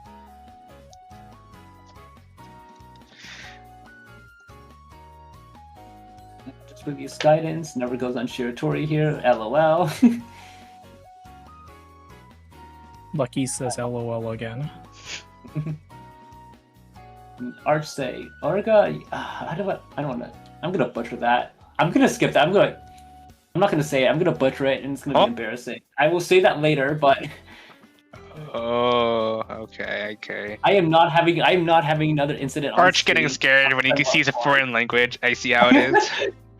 I'm sorry. I have to be, I'm aware, I can't, I don't want another incident on stream, so I will refuse to say that. I'm aware. Okay. Okay, I think that's enough chat for now. Yeah. Okay. Before we get to the tier list, though, I just want to mention something. Yeah. I guess mechanically, I think it's like interesting that Shiratori can actually tap into your stats and like directly add them to his own, which I think is interesting. We'll see more about stat stuff when we get to Roiker, but like, I don't know. I think it's kind of neat how this banner just like plays a lot with like existing mechanics or adds new stuff. Like Shiratori basically fixing weight mechanics by actually allowing you to use weight if you want, which is kind of like like the way I hated how weight skills used to work before with like Rokusei and Valentine Rexer, where you had to like use their skills if you wanted to eventually use weight on them, which like sometimes you didn't want to do that. So I'm actually really glad that we're able to use weight now, even if we have a weight skill active, which means I'm actually excited for weight skills in the future. Yeah. All right, Lucky. Yep. You're saying it's 200%, but you have to account for his passive, so it's actually 300%. Ooh. Ooh. What's Denebora's max level in S3? 400. 400. Okay. Has to become 300. You multiply his attack stat by 1.5 because of his passive. That casts out at 50%. I was thinking about the attack stat adding thing, and I kind of feel like you're supposed to like get a bunch of team buffs with like high DPS as well. It's kind of hard to think about, to be honest. It's weird. It's like when I tried to test out Shiratori in practice, I only had like one unit that like had a good attack stat. But you know what I mean? That's kind of why I said Rookbath S2 is kind of like that thing. You know, Yeah. you buff the attack of like 2 high attack people. One of them being Shiratori, probably. And then he can like snap up the other guys, but it's just weird. I don't even know if like some things actually buff the attack, or if it's just like the damage being dealt. Like, does Viastos' field count? I don't know. It's weird. I It's should kind of hard to test. think about. I might test that right now, actually, just like in the background while we rank him, because that is interesting. Yeah. If I were you saying Shiratori would be B tier maximum with D tier worst. That's a huge range, but I could see it, I suppose, if you really hate him enough. Yeah, can we see the tier list? Is it Alright. up? Yeah, give me a sec.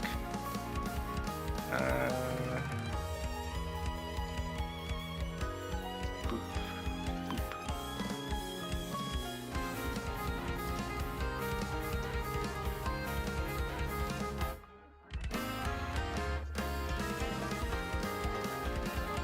I don't know why this guy's 106 speed. Is he actually? Oh my god, he is 106. Good lord. Yeah. I guess it's He got still faster than base Hydor. Good for him. Yeah. I mean, I guess you could get 110 fine, but it's just like, it's kind of awkward. Yeah. Because he's gonna be like taking other people's attack stat anyway, so I guess his own like attack stat that he's getting from his psychic equip doesn't matter too much. I don't know. Still faster than Sincetti is crazy.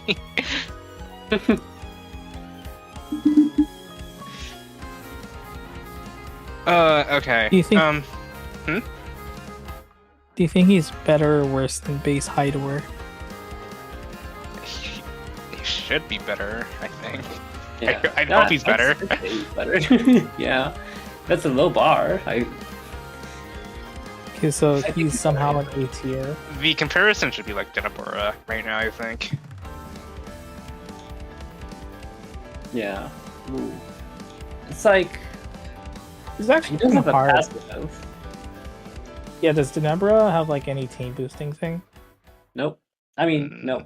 It's Yeah, all he's just entirely selfish. except for the random follow-up attack. Fresh From- things, yeah. maybe. That's kind of scary. But also, like, Denebora is doing like defense up instead. Yeah, instead of silence. I don't think defense up matters that much though in this game.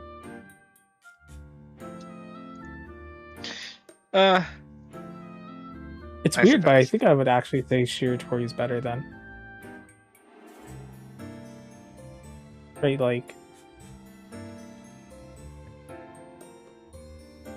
Maybe you're the meta is, basically doing all the maybe the real move is that we single target moved and stuff. Abora down. Oh no! I just feel bad about putting him in A. I want to drop him down even more.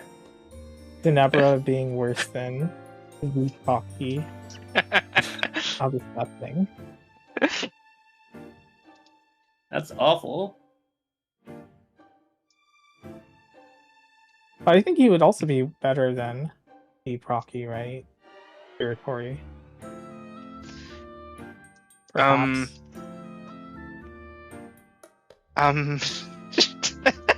Okay, this is a bit weird actually, because This V is the Procky is question. like kind of better at like skirting around damage caps just by virtue of like you can use Exio on him and like use him in a follow-up team. Shiratori, you can't really use Exio on him.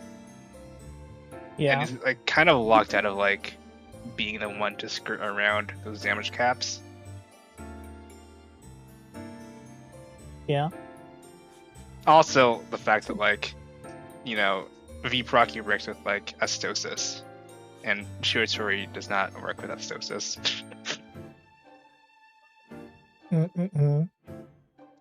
So you think he's worse than V Procky? I think he's a worse DPS than V Procky. Oof. Even with the passive? Yeah, the passive is weird. But like the thing is that because of how he works, he can't really be like a sub DPS to help other people do more damage. It's gonna be mainly like other people building up his gauge, so he gets the payoff for it.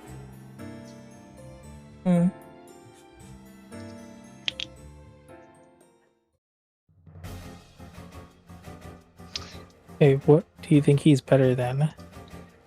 Ivaga. Just going down one by No. one. Nope. He goes under.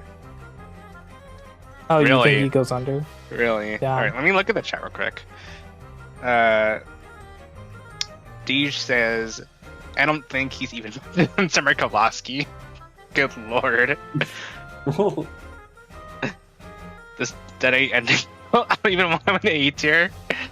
Maybe these rankings are flawed. Time for revolution.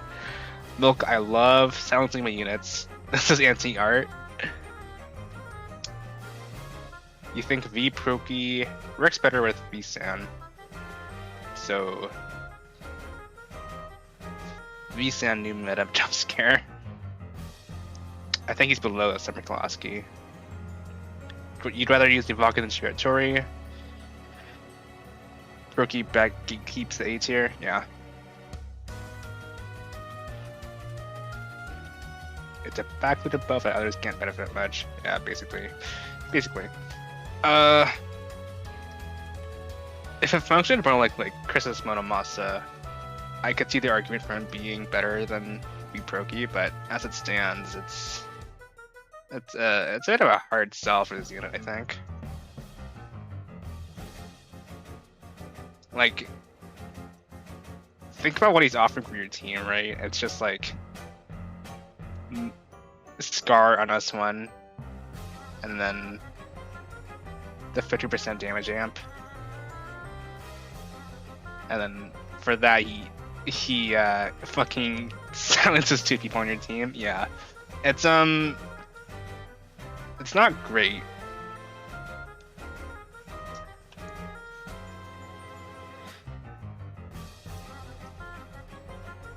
And I'll also say that like a lot of people who can like kind of avoid the silence kind of don't like give him that much attack in the first place.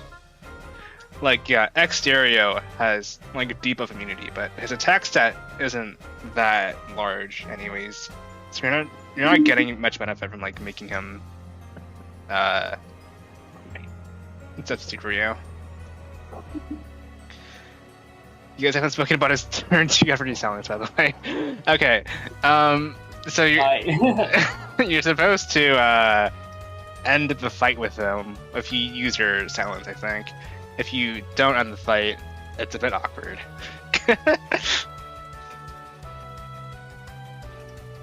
Yeah, Like, the that's fucking like- weight cooldown is also crazy. Because his attack stat boost lasts 1 turn, but each target has 2-turn cooldown when they get substituted. Wonderful unit design. We love this. We love this. Okay. I'm thinking about how Hosmo has like Elder Solomon adding his HP exponentially, and then Shiratori can only like add a person's attack once every 2 turns, not exponentially. Okay, well, these are like 2 different spectrums of I want to say dumb, but it's more like they they didn't hold back with Elder Salomonis at all. Which like if they tried to do that that shit, like law, that shit would be like so nerfed. Like that thing would be dragged out so hard with like limitations and stuff.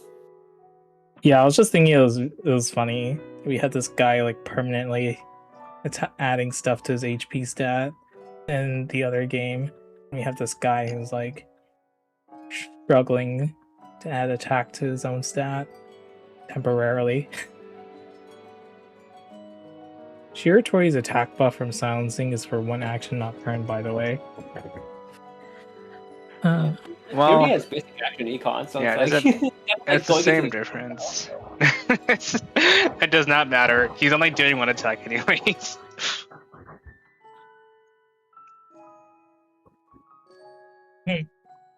If he got like H-Flop extended actions or extended attacks, that would be kind of like that would be actually pretty strong if he was given that, but he doesn't. So what can he do?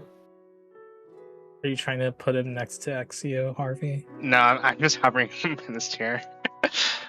Who's better, Elder Salomonis or Shiratori? Oh, that's a good question. Who knows? Who knows? Do I want $2 or $1? Do I want $1 or $2?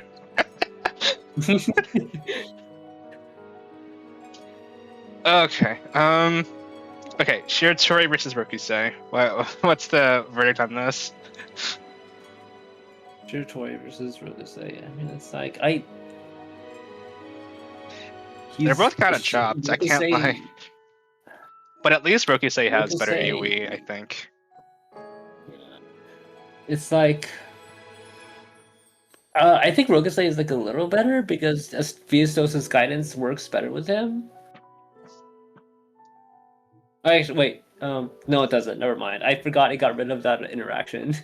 Where, like, you could trigger his bonus attack, and that got patched out. Never mind. Oh, his chat is fuming right now. They don't want this. They don't want this man in A tier. It feels weird putting him in B. It's like, is that really B? I'm looking at the B plus roster. I'm like, none of these builds have a passive amp, so I don't know.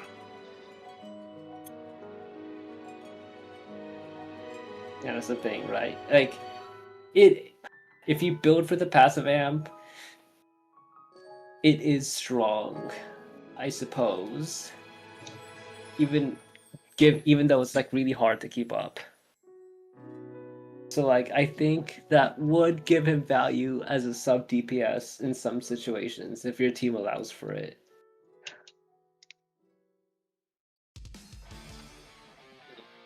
Yeah, I think that's enough to justify an A. Actually, you know what? Just put him above Rokusei for the passive. Why not? Above? Even if it's difficult. Yeah. Are you above. sure? He has no good buttons.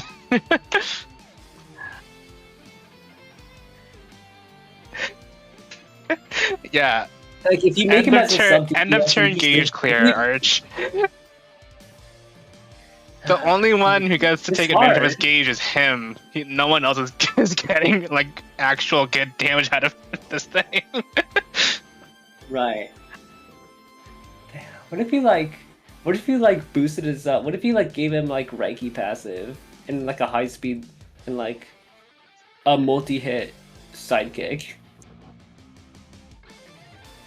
Would that be enough? Chat, to make are you him, like, a hearing this sub- guy?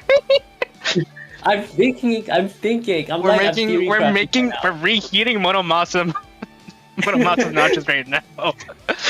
I mean, isn't he basically just like shittier about at Chris's Monomasa? Like,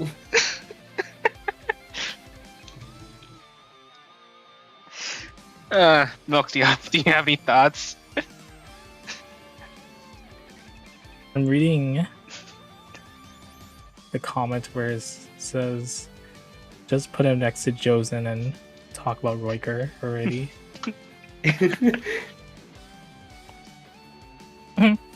I kind of don't want him to put him under Exio Hero though. So like definitely somewhere in this tier. 'Cause even if it's like a shitty passive, at least it would average out to like 20% or something, you know? Yeah. Not like worst. And that 20% is kind of like that X Reiki if you have speed up 20%. In that tier.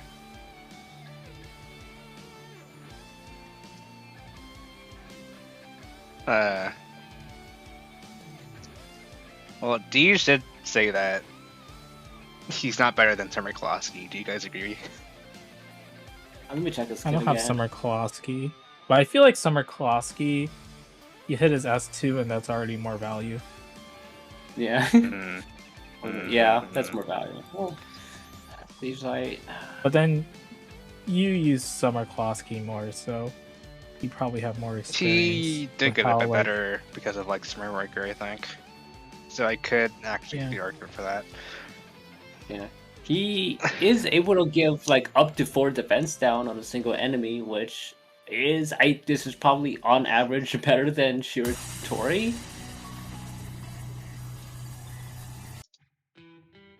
That's a lot of defense down. 4 defense down, perfect for Shiratori S3. Oh, it's so back. Look at this amazing pairing. The untapped synergy of Summer Klosky and Shiratori. Holy shit.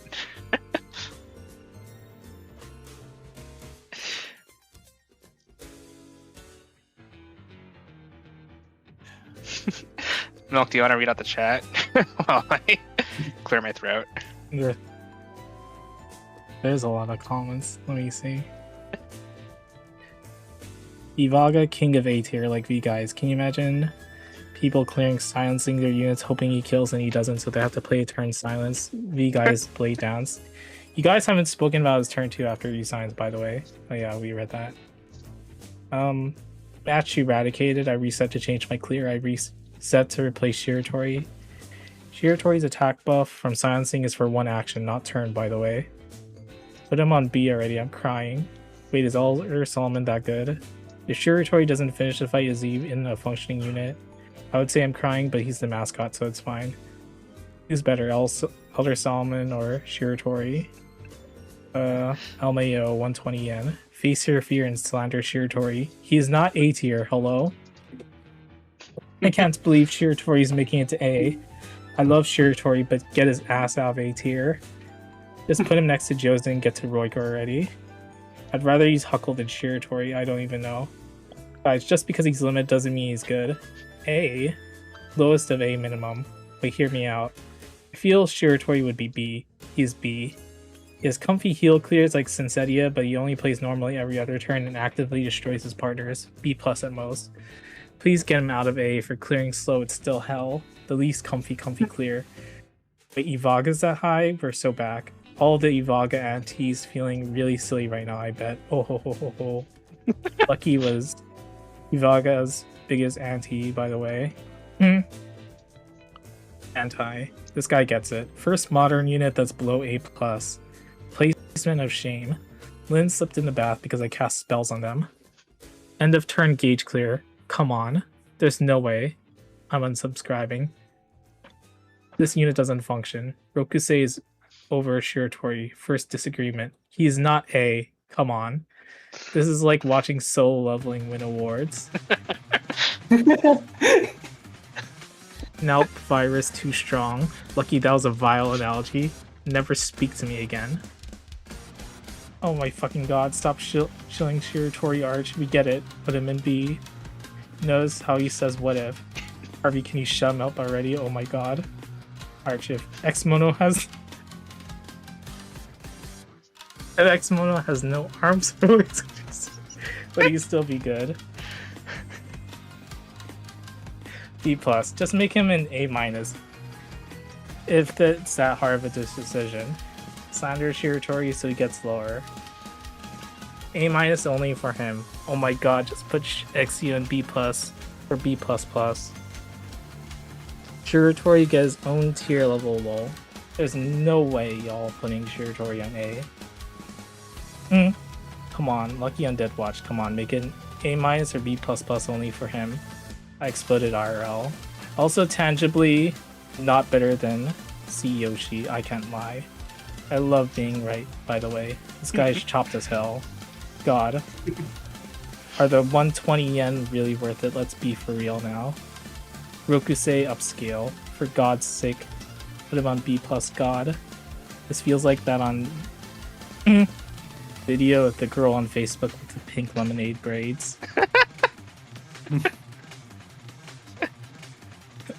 Now virus or Nepo virus. Taurus mask tier list. The Taurus mask, sir. I'm a big fan. Okay, I could stop here for now. Yeah. Should we listen to the chat and put him like and drop him down a tier? I'm thinking about it. Okay. I think the one thing that might convince me is the idea that like if you're hitting he's kind of a slow clear, which means you have to like face his silent stuff more. Which means he's actively like hindering your team. Yeah. I'm gonna actually agree and just say he's worse than Tabit. Ooh. Really? Yeah. You think he's worse than V-Rexer? Yeah. V-Rexer's annoying, but he's not like Shiratori annoying in terms of use. I think it's kind of apples to oranges because V-Rexer is AoE. And he actually has like extra damage outside of his turn.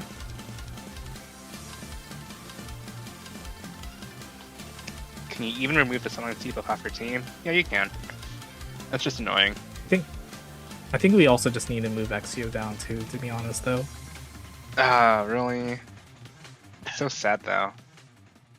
And I think it's fine Yeah. there. It's like he's kind of in this. I kind of group him together with like Obsidius. We're just kind of like, I don't think he's that annoying to use if you build him right. And like nowadays, I don't think that's even hard. Like we have stuff like any Rodin or F Barrel, I guess, or F Barrel, yeah. And like a bunch of like these high BP gen stuff. I might So be don't more think that's annoying. willing to do that if like we also pushed Grigori down. Oh. You don't like Grigori anymore? I don't think I've seen him in a while. I mean, like, it depends. Like, I don't know. It's like, he's just a really solid debuff cleanser for, like, a free-to-play version of that. Like, he has action econ. That's still really good. I guess. The action econ is what justifies him staying in 8 for me. Like, you could just do, like, S2 and then, like, whatever sidekick you want.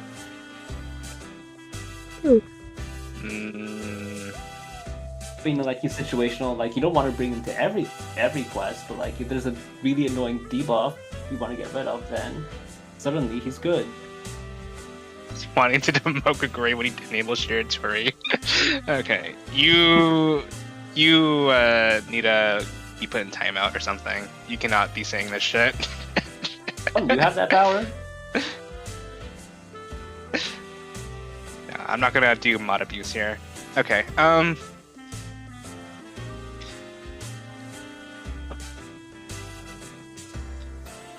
Maybe I'll move Grigori down like below Viscanom, and then I'll bring Shiratori down to like S-barrel tier. That's as far as I'm willing to go down with them. Actually, he's below. Yeah. Down. Please PayPal me 120 yen.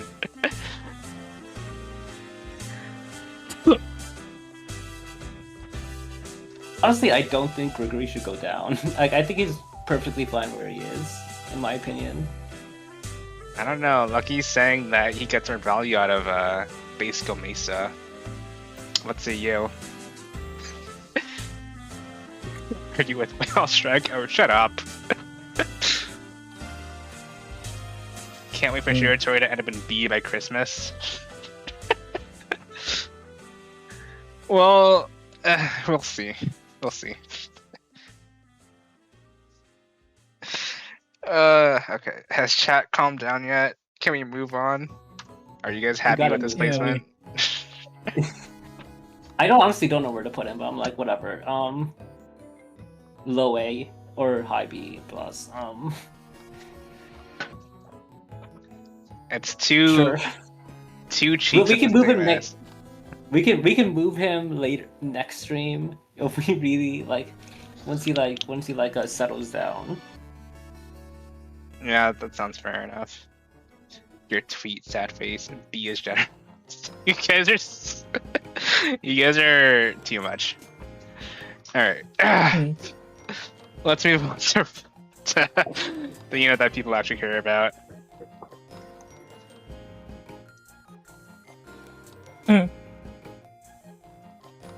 This fucking thing. I'm not talking about the wall of text.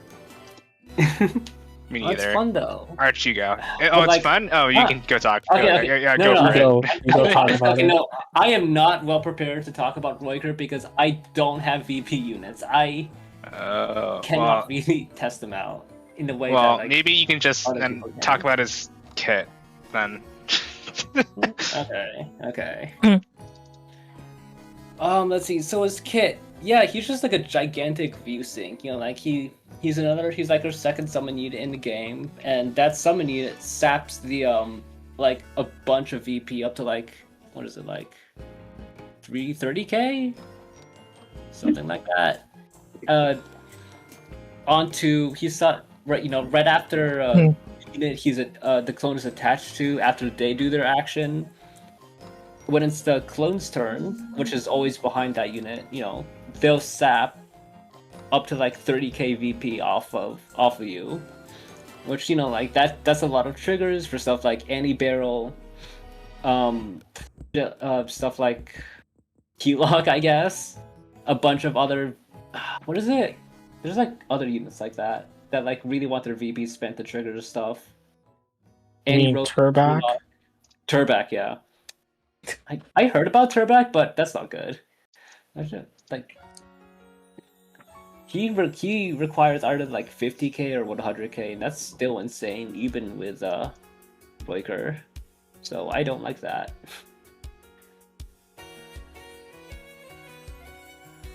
But yeah, he's just like a gigantic view sync, and then like he's able. What is it like?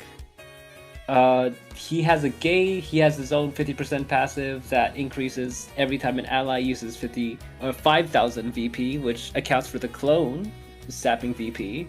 So, you know, you're able to max out his gauge by the time you're able to spend like 50k.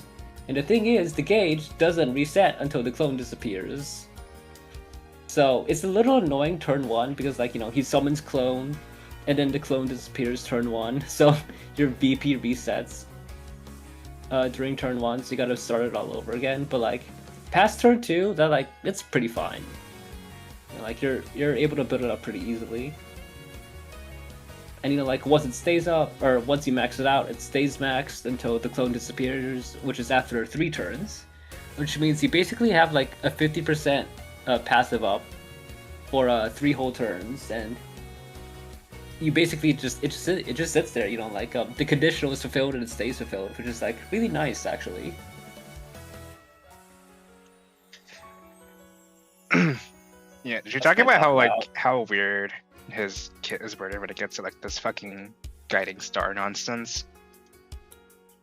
The guiding star now?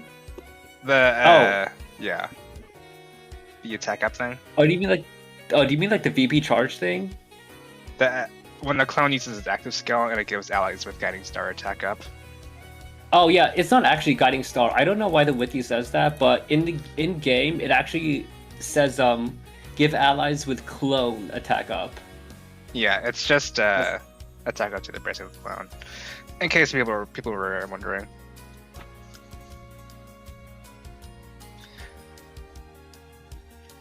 Oh, by the way, I just want to get this. I want to answer this comment first before we continue. But one thing about summon/clone can only one be used. I used them with H. Andrew and Gemini wasn't on field, so you can have multiple summons in one field. The thing is that you cannot have summons stack. You cannot have multiple units. You cannot have one unit have multiple summons. They can only have one. So in that situation, you might have been trying to apply clone on Andrew, who already had Gemini up, and thus it wasn't working. But you could apply clone to any of the 3 other units you have, and it'll work. So yeah, that's actually kind of interesting to note for the future when you start getting more summon units. Like each unit can only have 1 summon per self, and so you can't stack them. So that's a kind of a natural limit.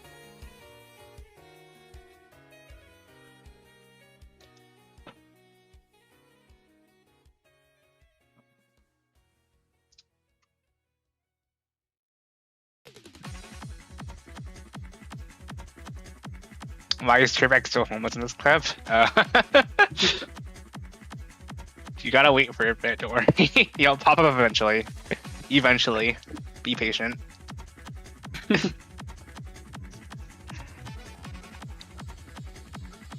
Yeah, I don't know. I don't have a lot of view. I have 0 view units, so I kind of can't really use Summer Riker to like his full extent when I'm trying to test him out. Yo, he did the thing.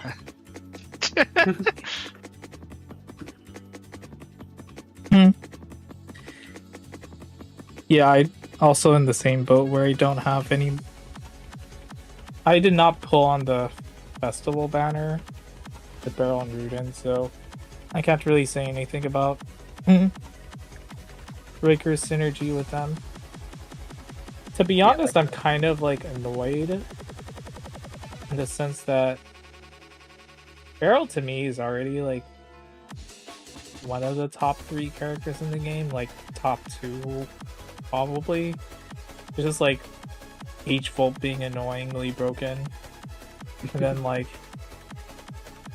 it'd be nice to test stuff with Beryl and Riker, but it also kind of feels like I'm just, you know, using a person who already 2 turns to make a team that 2 turns. You know what I mean? On these Right. Cerebi and stuff. Maybe like 1.5 turns.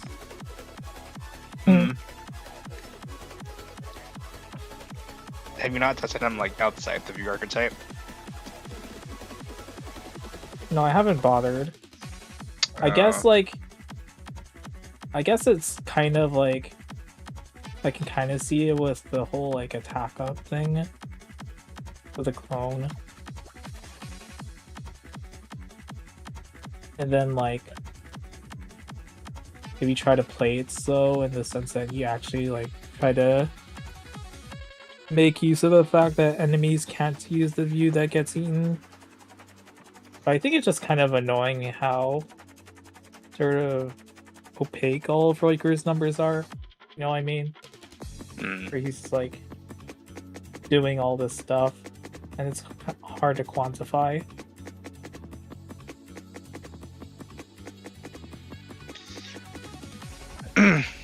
Yeah.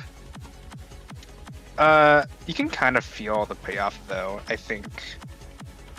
if you start snowballing right, because on turn 2, Riker can generate like a lot of fucking view because of how his S2 view gain scales with the view stat.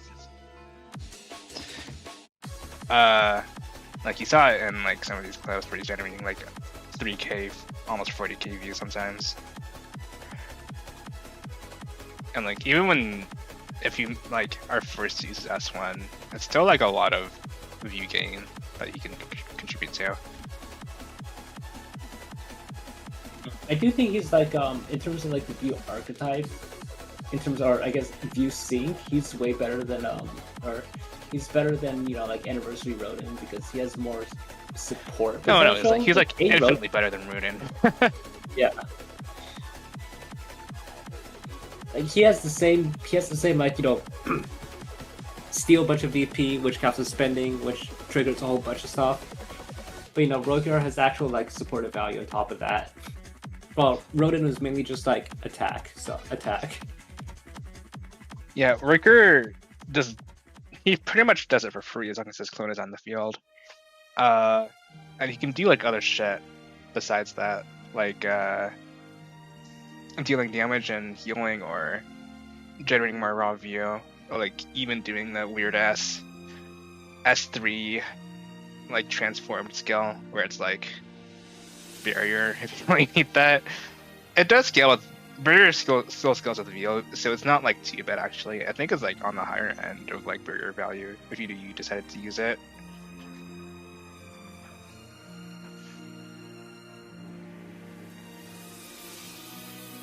I guess I should talk about like his weird rock bottom effect, but I don't know how to like segue into that because like that feels so.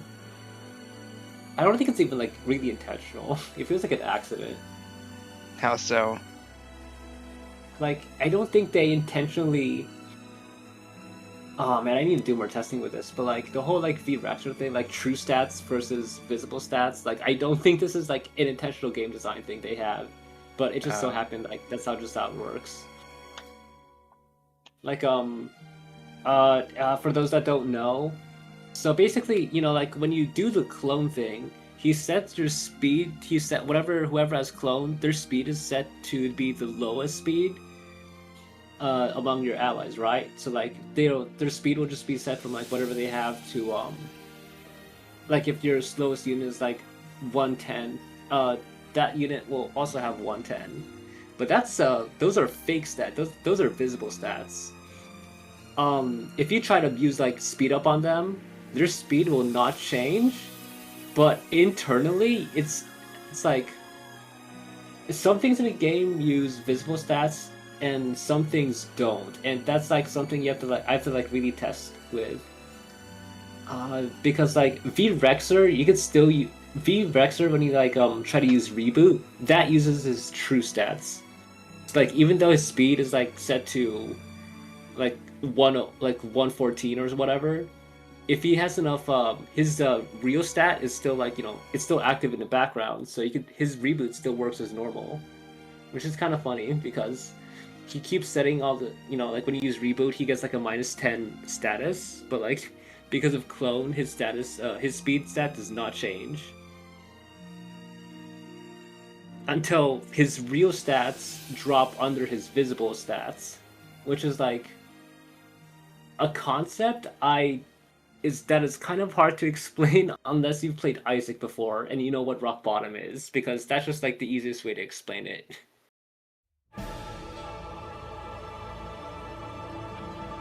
Well, the TLDR is that HVulp was a mistake and ship deleted. It's not really good with HVulp really. It's like yeah, you I don't know, get a but lot like of advantages. I feel like if anything's the accident here, it's probably the design with HVulp's calculations. Maybe. But yeah, I don't know if like this difference between visible stats and real stats, or like faking, or I'm using air quotes right now, but like faking your stats, I don't know if that's like going to become relevant, but like that's just how Raker works. And that's just kind of like a weird gimmick he has with his clone thing. So now Raker can just like artificially set your speed stat to whatever.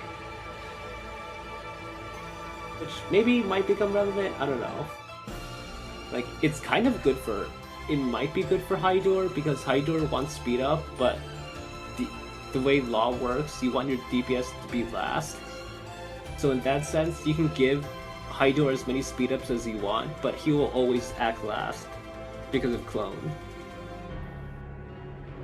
So that's kind of like a niche use.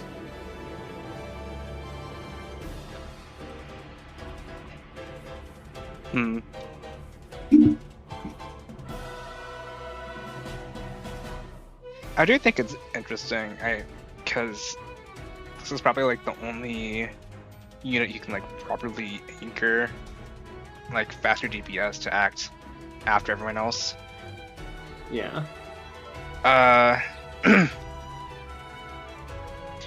It's a little weird though, because like you'd expect it to be like a support from the speed archetype, but Worker's like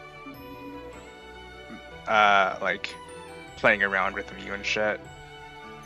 So I wouldn't say that he like pairs that nicely with Rexer or Volp. Yeah. It's just kind of like a funny interaction, but they definitely do not pair, considering how speed works.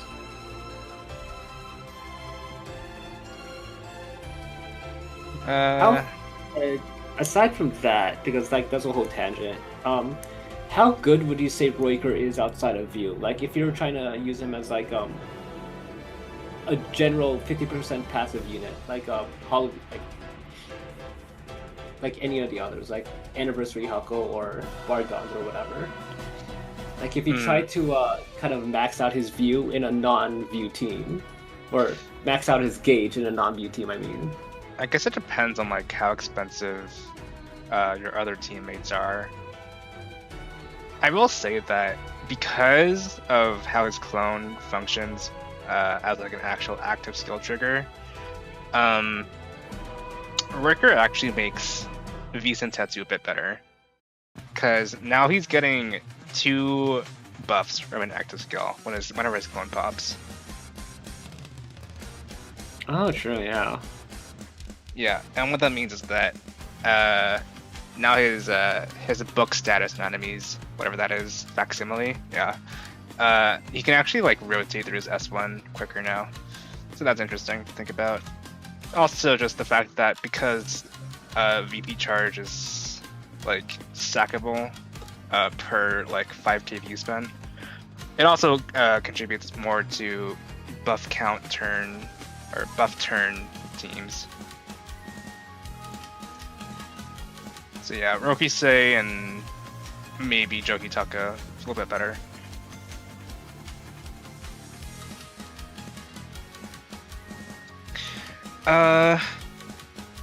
But yeah. As for like where I'd put him outside of view teams, I'd say maybe S tier, but you do have to play around him. Like you have to like actually slot other teammates. You can kind of supplement the game plan of like generating and consuming view. Yeah, like you kind of can't ignore clone. That's just kind of like an ever-present thing on your team. Like if you forget about clone, you'll just realize that your VP got zapped and you might have to like put it up all over again. Yeah, so you should consider people with like decent S1s if you're not using Riker to generate view himself.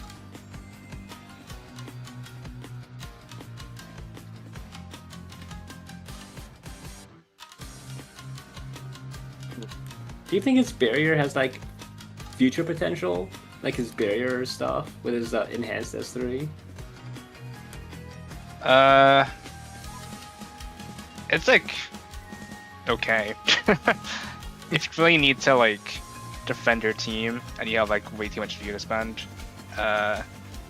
it's okay. I just think it's funny how like they're really adamant about barrier only lasting 3 turns. Like, really, guys? three actions, really. Like, really? 3? That's all you're giving that? Yeah, it's unfortunate, but you know, don't ever put too much stock into that status. It'll never pay off. True. But yeah, you shouldn't talk too much shit about it. You never know when your favorite is going to be a barrier unit, and you're going to have to suffer with these barrier mechanics. Okay. But listen, they don't make like 5-star barrier units anymore. That's like a 4-star thing now. Don't say that. You'll tempt them. Oh.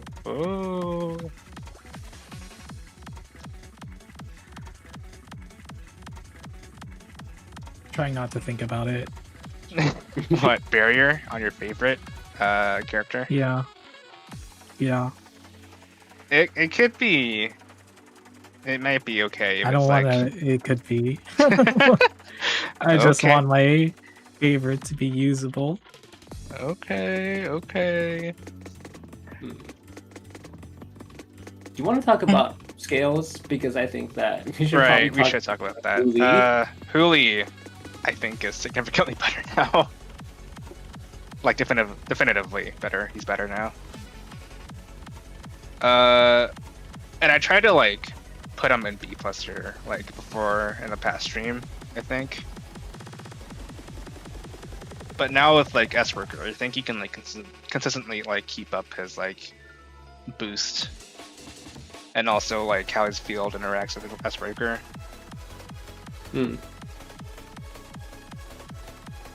Yeah, it's like it's still sad that boost only lasts for one action, but like you can actually max that out now, or have it at least have boost at a really high level now, which is actually like really nice.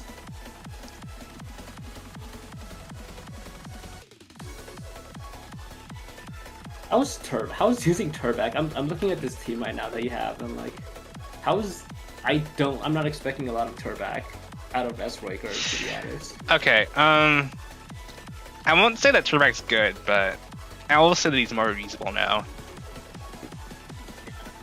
Because once you do get to like that turn 3, it gets really easy for you to like snowball with his ult and how much you generate with him. Yeah, I was actually thinking that Turbac's like VP refund is probably like ideal for Roiker due to just like how much you have to consume and stuff. That could probably like get around the awkwardness. But I think the problem still is that you have to use Turbac. Who's like kind of slow. Yeah. I think it's still like gonna be a 3-turn minimum for most teams with Turbac. But it's not like laughable anymore. Especially when like Roiker can generate a lot of VP. Yeah, with like S2 and fan count and whatever. Yeah. That VP charge is like really nice. It's surprisingly how good it's surprisingly strong. Which I guess is like his way of like refunding your VP, but instead of like Annie Rodin giving it back at the beginning of the next turn, Waker just like gives you a stat VP charge, which just like massively increases your V stat as his way of refunding your VP.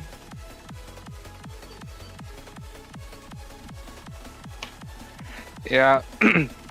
So I do think Turbac also goes up a good amount. Maybe Unfortunate.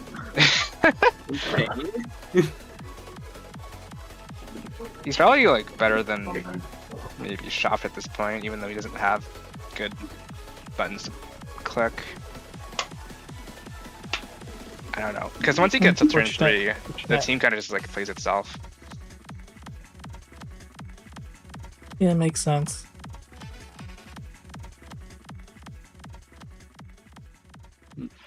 Is this a key lock upscale?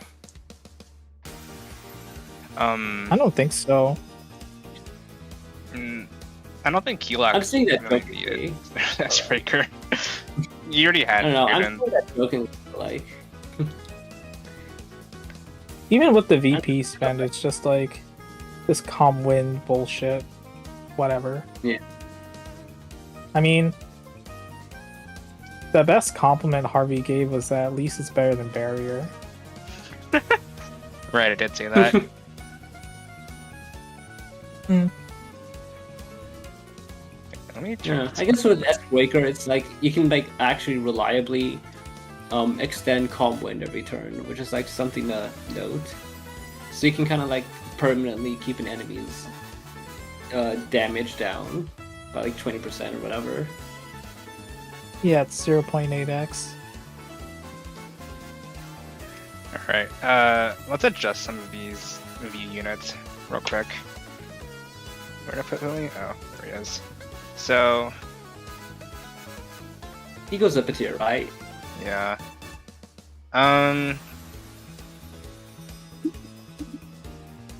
Let's see here. I want to say he's at least better than Gomesa. Yeah.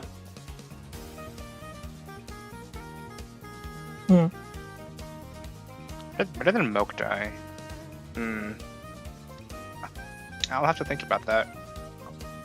All these old units. And Yeah. he's just like jumping straight up. And it's weird.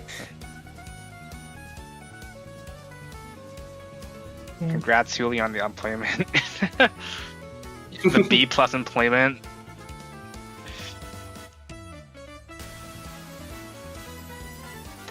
Is it Huli a CEO? I'm pretty sure he is, yeah. Yeah, I'll leave him below Mokdai for now. Yeah, I don't really have any comment. It's a weird placement, or it's like I'm not really sure where to place him, but so I'm fine with wherever. Alright, let's look at Turbek now. Alright, The graduation, E tier. yeah. I'd say he's better than Koki. Probably better than Monomasa. I think his best team's better Damn, than really? Toche. Yeah. Yeah, I can see it. Yeah, if we're considering his best team right now, and you just like kind of auto win on turn 3. Yeah, I can see it. There is an argument that like he can breach B tier right now, but I think we should talk about that maybe later. So there's probably more that we want to discuss. Yeah, I don't know about Rigor. that. Well, I if don't you, like shafts. So well, you if can you put- choose like whatever. the standard for best team, it kind of gets messy because I think he would instantly shoot up beyond Yasuhiko. Yeah, I guess we have to Like- consider that like if you have Turbek and you borrow an S worker, like what can you get away with at that point? Yeah.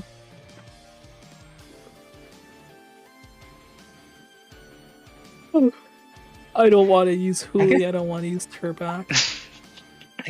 I guess one thing interesting is that like Turbak does give you like a damage up that lasts a whole turn instead of an action, which is like interesting in a good way.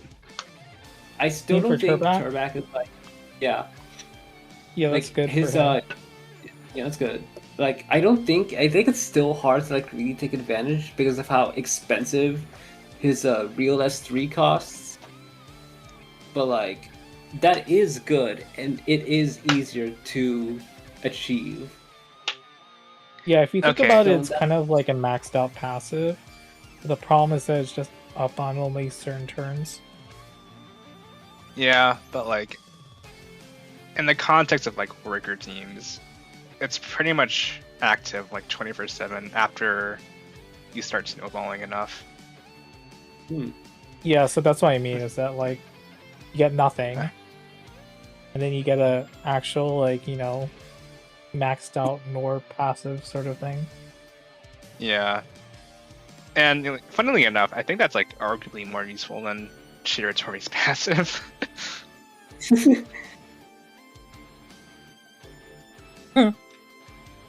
Well, I suppose because once you get it, you get it. Yeah, and it lasts for like the entire turn for everyone as well.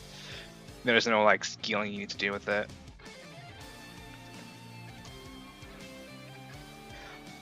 What did you say? Did Noman get upskilled enough for B plus tier? How would Noman get upskilled actually? Like with Breaker? I'm not sure. Because I forgot of like Noman's actually like interacted anything with you. I'll have to check. No, he just has like. chance thing. I mean, Right. it's fine. It's like whatever.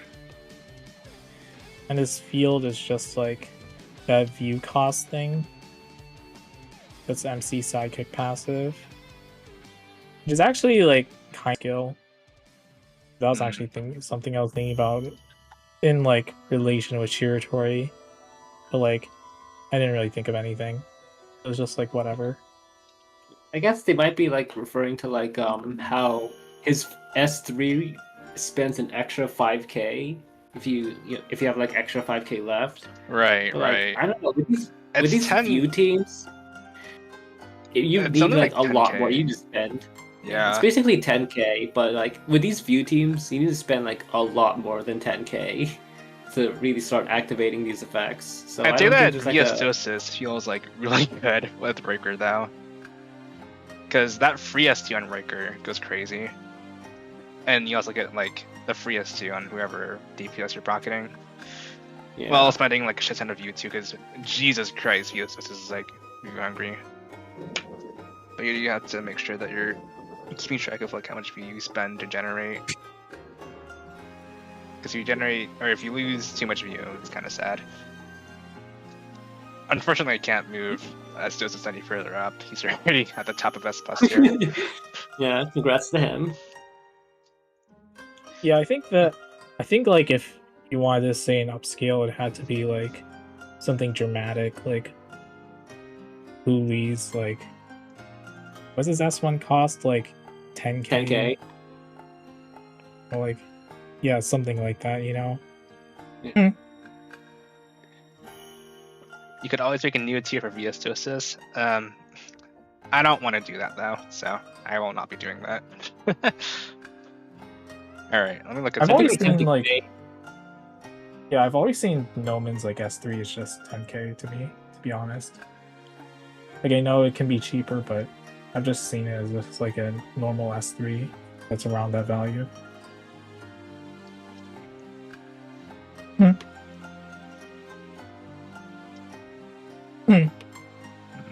I think that's like all the notable upscales we get with Roiger.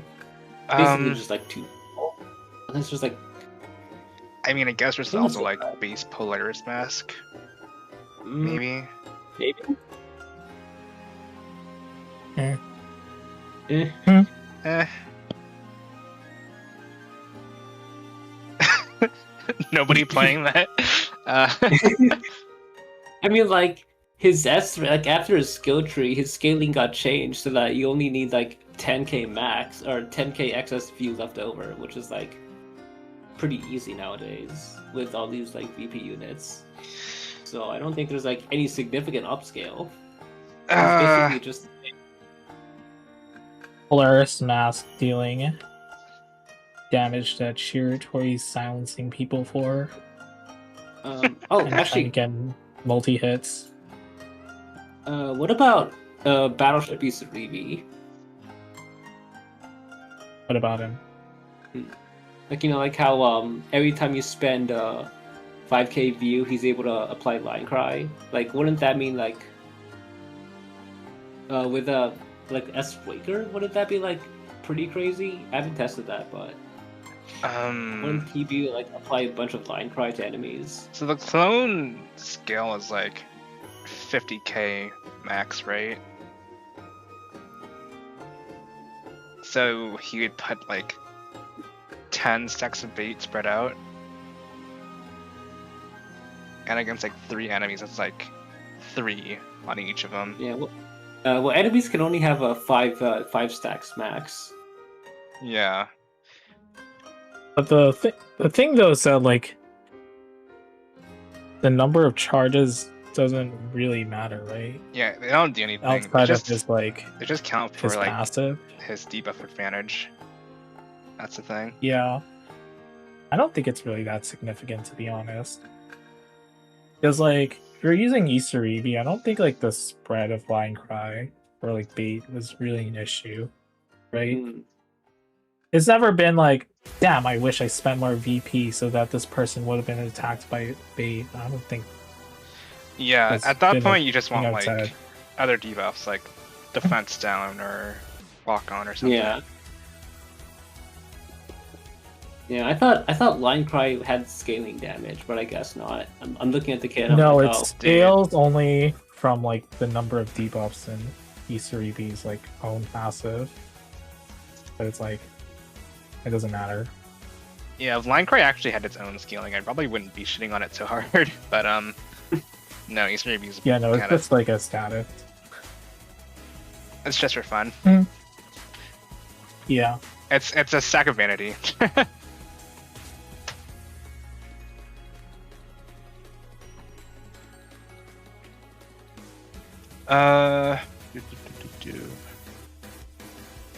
I mean, I guess you could say that base Rudin got something. oh yeah, I forgot about that. I'm trying to like remember all these like units have like that have these VP spending passives. Like I'm like slowly remembering them over the course of the stream. I forgot that Rudin had that. Each 30K. time an ally consumes 30k, grants 20% attack to all allies for one action. Okay, never mind. That's so stupid. It's that we're back to that old like 20% passive unit 4-star unit gimmick, like Hmm. like we mentioned before. He's like one of those victims. Maybe we could say that because it's so shit, Chairback's better than Rudin. Honestly, damn. Okay, honestly, wait. I'm thinking about it. Oh, I'm thinking about that actually. The Thinker. Where's Rudin? He's in B tier between Yasuhiko and Circus for long. I think we only have him there because Oh, of there the he is. S2. Yeah. I'd be okay with that, to be honest. Rudin's view stat is like terrible. It's so obnoxious to deal with. Or his speed Really? stat, yeah. Yeah, his speed stat is like atrocious. It's like 104 or something. Oh, you mean the speed stat? Oh, Yeah. yes, 105. Yeah. Because I mean, like, the problem was that Turbac didn't really have, like, purpose when his engine was too slow. Now his engine's, like, kinda slow, but it actually has payoff, too. Yeah. So I don't really mind if he got moved up. Yeah. Okay. I think I'm satisfied. We can move into B. Alright. Poor people try not to be forced to use Reiki passive challenge. That's not the issue here, and you know it. It's a combination of factors. We always activate breach containment. Yeah, it's That's scary. crazy. It's- He jumped 2 tiers. I mean, it's like he didn't have a passive before this, basically, and now he kind of does. So, Lucky's so tone deaf. Oh my fucking god. Wait, actually, you know what this means? This means that my Turbac versus Reticle debate actually aged perfectly well. Oh, In the end, I won. I Reticle's guess. Whatever, dude. Who cares? They're both shitters, anyways. Actually, was that my stance? What did I argue? I forgot what I was arguing for. Oh well. You weren't even arguing about the view spend, you're arguing about the speed down applicability. Oh yeah. Oh yeah, no, I think I was saying that Turbac was better. Yeah, okay. You were arguing that Turbac was better, but not due to views. You just argued it was better due to the speed down being immediate versus reticles being delayed. Right, well. even if I didn't get that right, I still won though. Turback still clears in the end, so I had a vision. I knew it was gonna work in the end. Okay. You sound like a you sound like a you sound like a conspiracy theorist sometimes. Just insane I don't know, rambling. isn't that just law theory crafting? No. Oh, Okay. Anyone else that we need to talk about?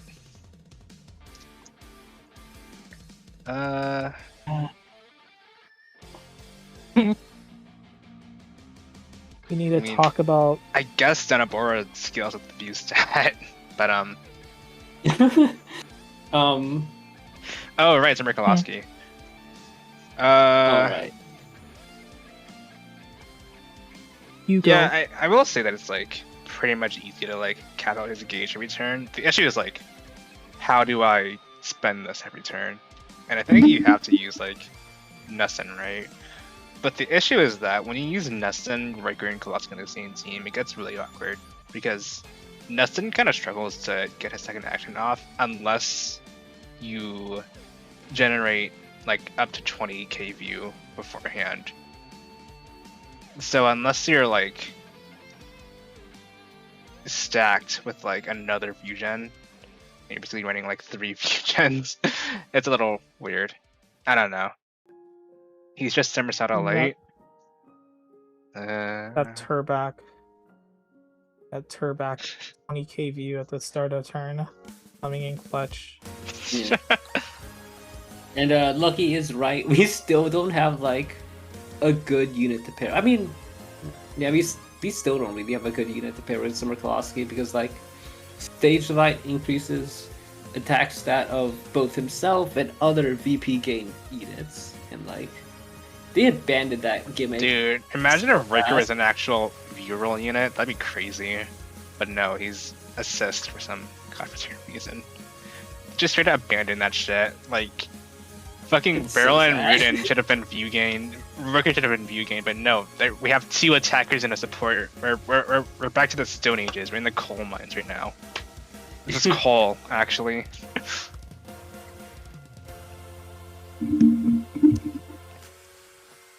Joe's and Summer Classic looking for this the mystery VP game guy. Yeah, it's always Reapy. I'm sorry to say, it's always been this Reapy. There's no one else. It's Well, just him. Well, in this case for Josen, it wouldn't have mattered because you don't really want to care about attack up on Waker. I mean, you can kind of care about attack up because his S1 enhanced does the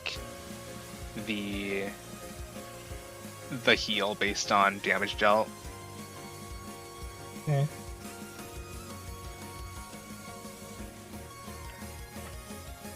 It's like whatever. Huh? Mm. I use it sometimes. Really? I use it against like the bird because I have to sustain until turn 3. Oh, Which I one? see. I see. And the Valentine HDQ against in the Reprocky event, because those birds fucking hurt. Yeah. Okay, they talked a lot during this session or this unit. Anyone want to volunteer to read out the chat? Yeah, I can do it. When do I start?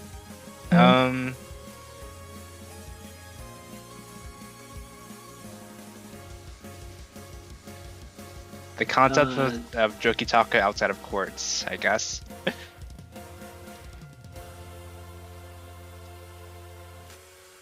From Lucky. You kind Has anyone tested the chopped VP TPSs, or is it A Barrel's world? I think it's just gonna be Barrel in the end, to be honest. Rudin's nice. I imagine the guess. barrier. Uh, I imagine the barrier plus A Barrel with Astosis Psychic can clear stuff for really new accounts. Yeah. Oh, The shame that right. A barrel attacking. I yeah. think Zelgus said this earlier, but like he was using like main quest Lauren with Riker, and he was sort of getting like this very rich consistently, but like he was also losing at the same time. I think.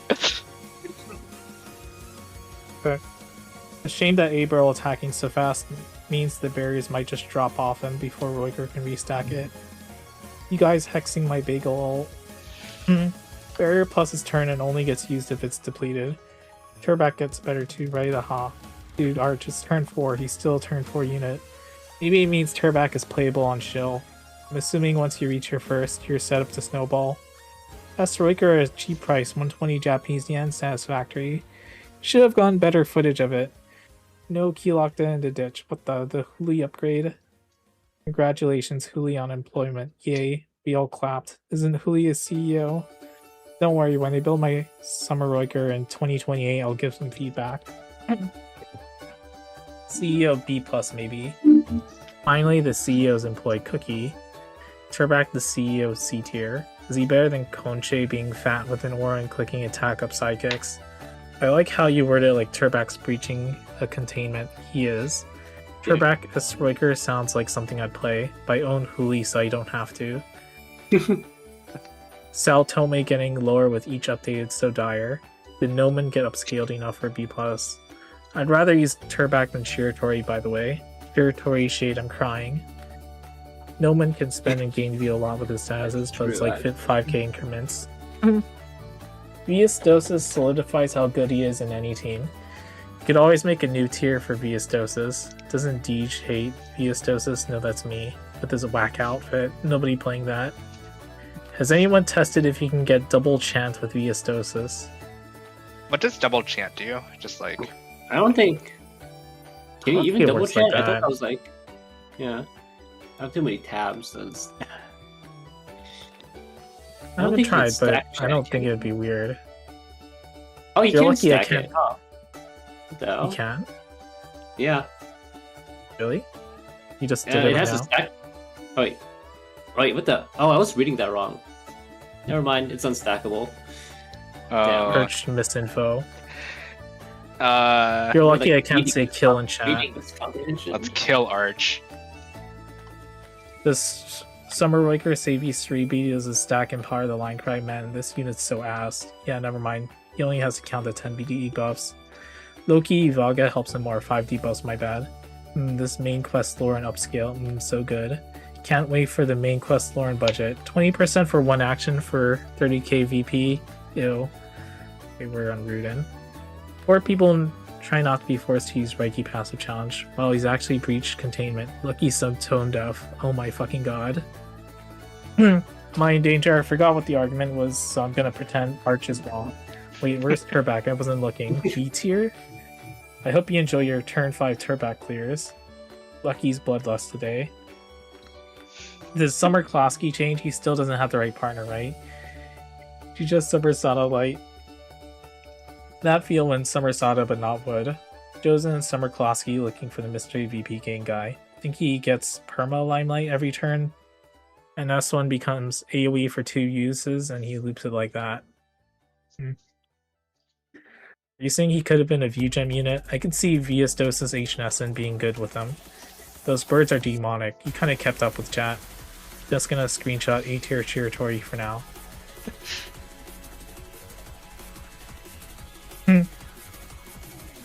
I think that's everything. Yeah, Yeah. that's all chat. Screenshot A tier Chiritori. Put Shiratori in A for like 2 seconds for the bit. For the clickbait. He's so close to falling off, it's crazy. Girl, I'm bored, let's move Summer Andrew up. Where'd this come from?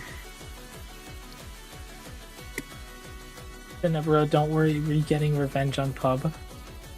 Damn, this war.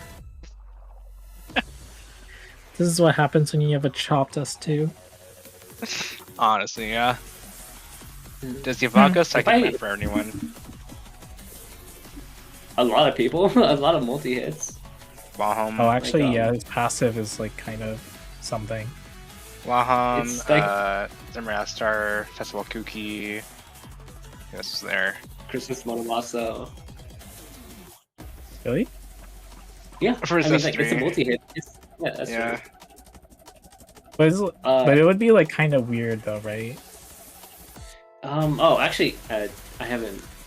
Right, I haven't tested the damage values on that. What do you mean, kind of weird? I guess put a pin in that. Put a pin in that. Because it's like, you know, front loaded. Right. Yeah. So it's like kind of weird. I don't know. Yeah, put a pin in that. I'll test it later. I guess that is Hydor. just like multi scar, so that's nice. I think Pirate Hydor can kind of use it too. I mean, it should trigger like it has the same mechanics as like he has the same It works like Summer Astar, right? Or like in Yeah, Festival but it's more Toki, like where it's- after you do his S2, like it doesn't really benefit his S3 because his action resets. like that's two is like the broken thing. That's a real stupid move. I guess if you want to play it like that.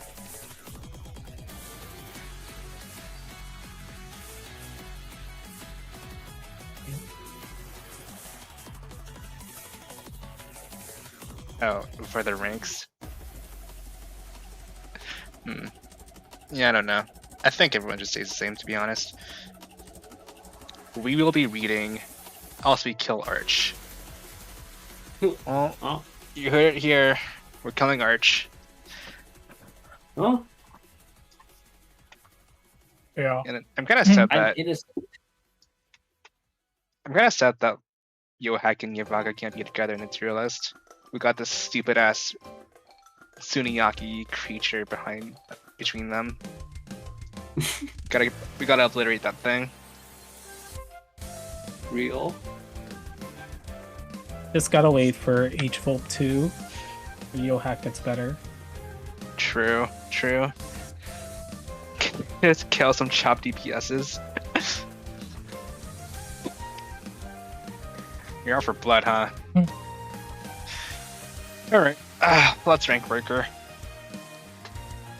Oh, we still have it down. Yeah.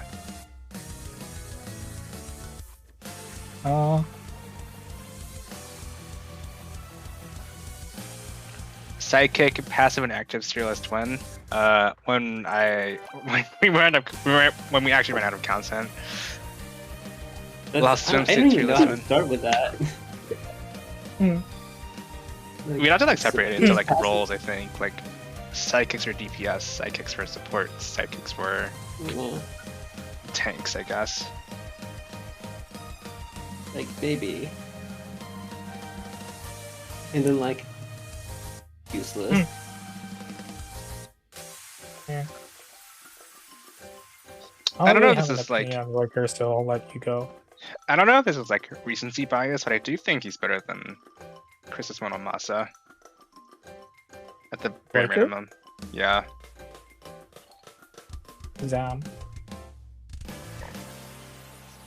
'Cause he is like going all in the reporting. So hard. Damn. I don't.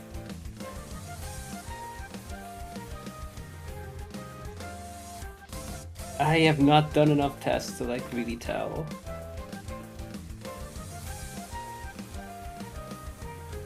X-Mono was so lucky Shiratori released. I will stop trying to murder him. The fucking cat might have finds a new scratching post.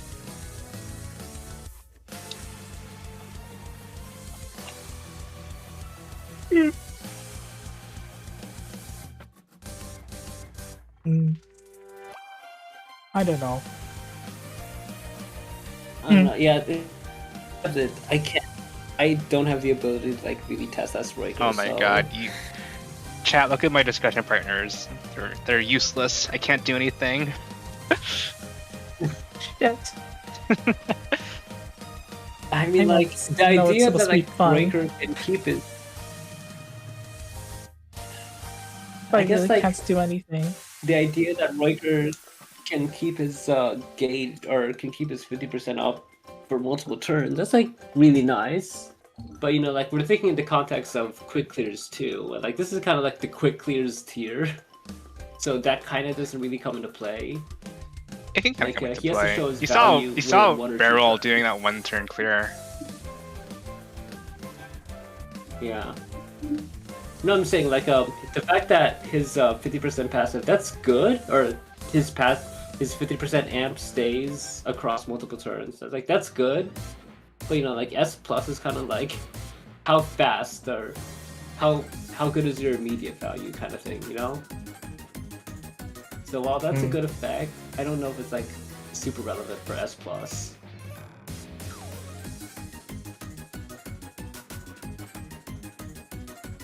I think the only thing I'd like be a little annoyed by is just like this sort of like awkwardness from recasting clone.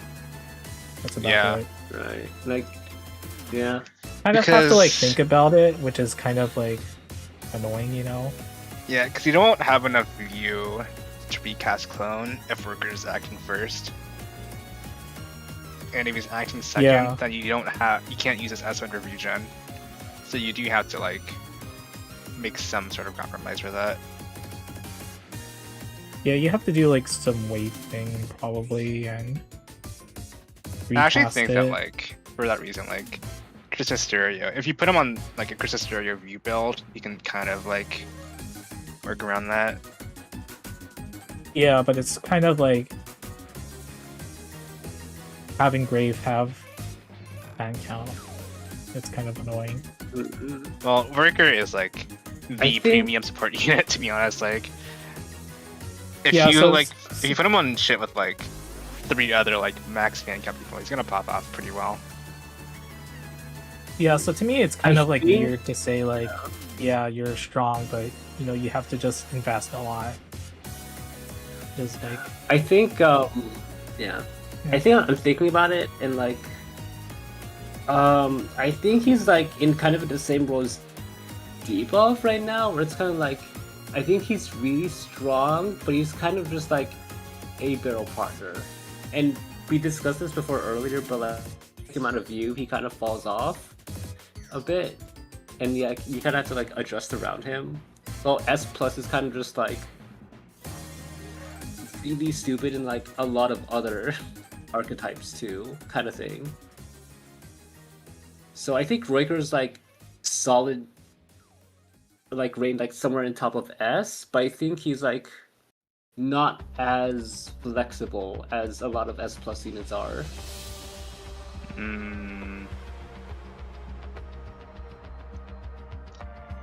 I don't know. Like he's an A barrel enabler, but I don't know if he's like an enabler of like other stupid things to like really slot him in A plus S plus. I don't know, because I think the amount of view that you can generate is like pretty insane, but also like,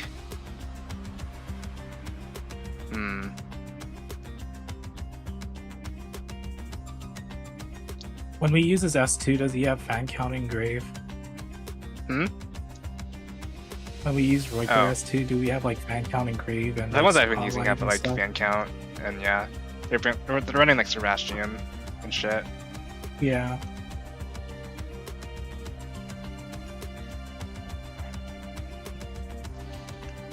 You'd say Riker is held back, but lack of a few key quality of life.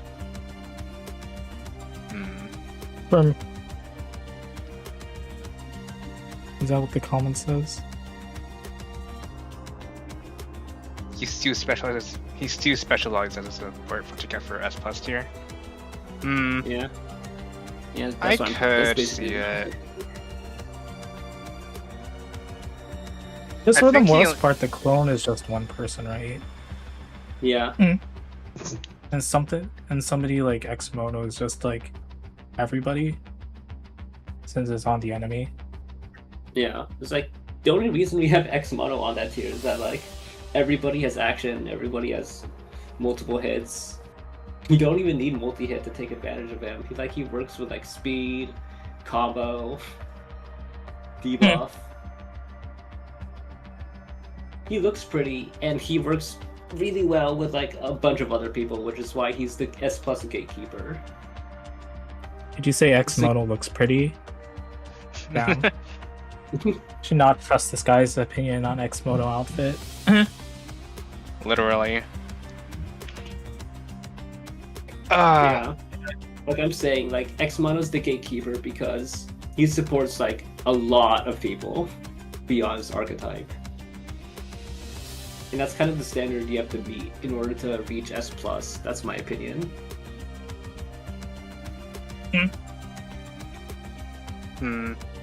Well, maybe I'm okay with like top of S tier right now.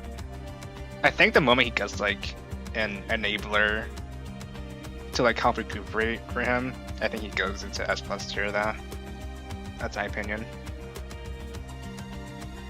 I think VP is kind of like a universal thing to spend, so it's not like as limiting. Like, you know, if you're any archetype, you're gonna spend a lot of VP. So I can kind of see it possibly being able for him to move up just on paper because of that.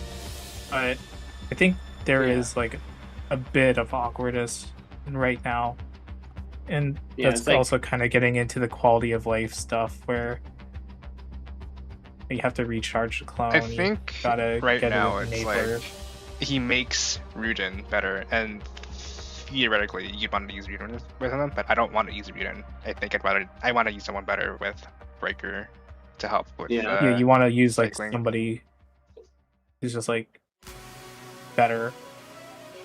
Yeah. But yeah, I think Borderline is fine. I'd probably just rate him down below since he needed to invest a lot. Yeah, it's kind of like, I think debuff is kind of like its own solid tier. I don't know if I don't know, maybe I'm just anti-biased because I don't have any view units, so I don't really know what it feels like, but I would put debuff above. Because of just how like supported that entire archetype is right now. Yeah, he could join to see that Denebra is lower than Pub. You don't have to say that out loud. Just let him figure it out for himself. Cool. You tried to mercy kill Shiratori and failed. Unfortunate. It's weird though seeing Ivaga be higher than Shiratori. Is it? It's a little weird. It's weird. I don't think it's weird. I think that's perfectly fine. Okay. I think the bigger insult is Suniaki being right above him. Yeah, like how that happened. Okay.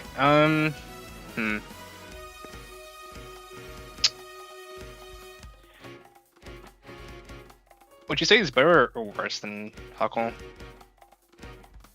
Man. Oh, I love using Huckle. That's so fun.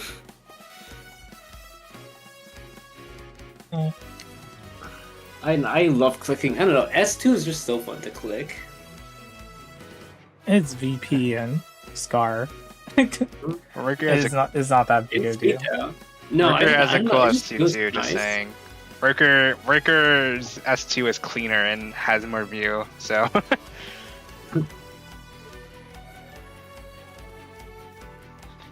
I think I'm thinking about their passives. It's like, you know, you're comparing VP, you're comparing the clone gauge to like 50% was like the speed difference passive. Yeah, but Riker also has the view stat thing, the flat attack. Oh yeah, that. Yeah. You can put him above Huckle. I think that's fine.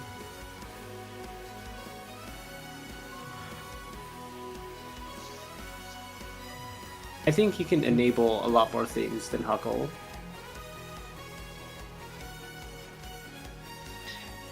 Alright. Did I know Harvey was such a Shiratori fan? Okay. You shut your mouth, mister.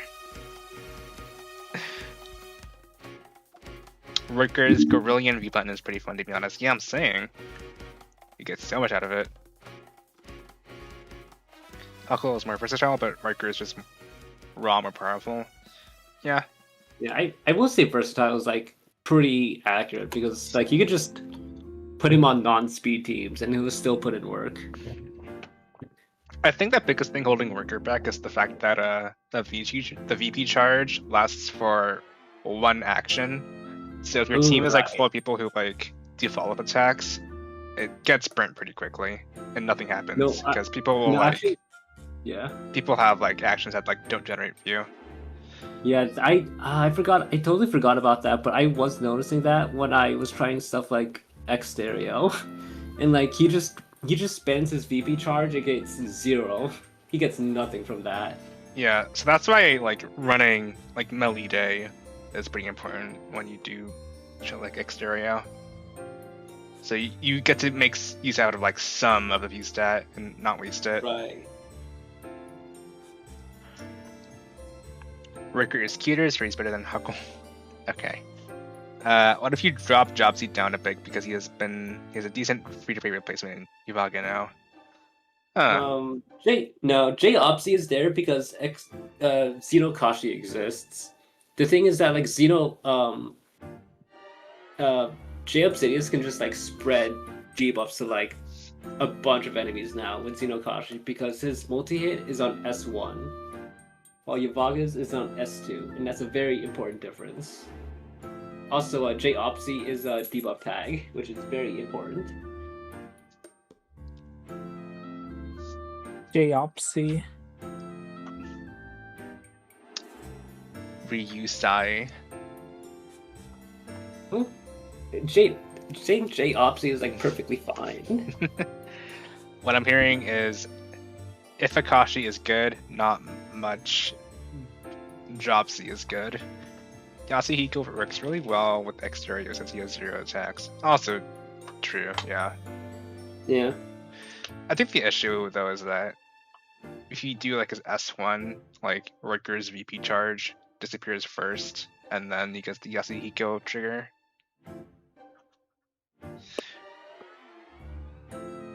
Shiratori works really well with S Riker because he only has 1 action per turn anyways. Oh.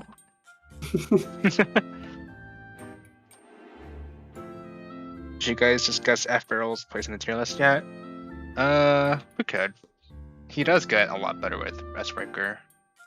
Because he now has like an extra like follow-up trigger with his clone doing that shit. Move him above Idor, even though none of us have him. I mean, I'd be fine with that, to be honest. Yeah. Right.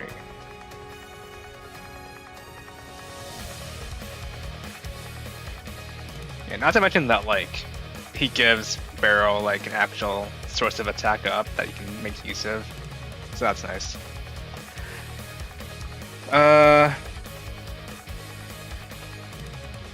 I kind of also want to move, like, Donzo, like, above Nessun right now.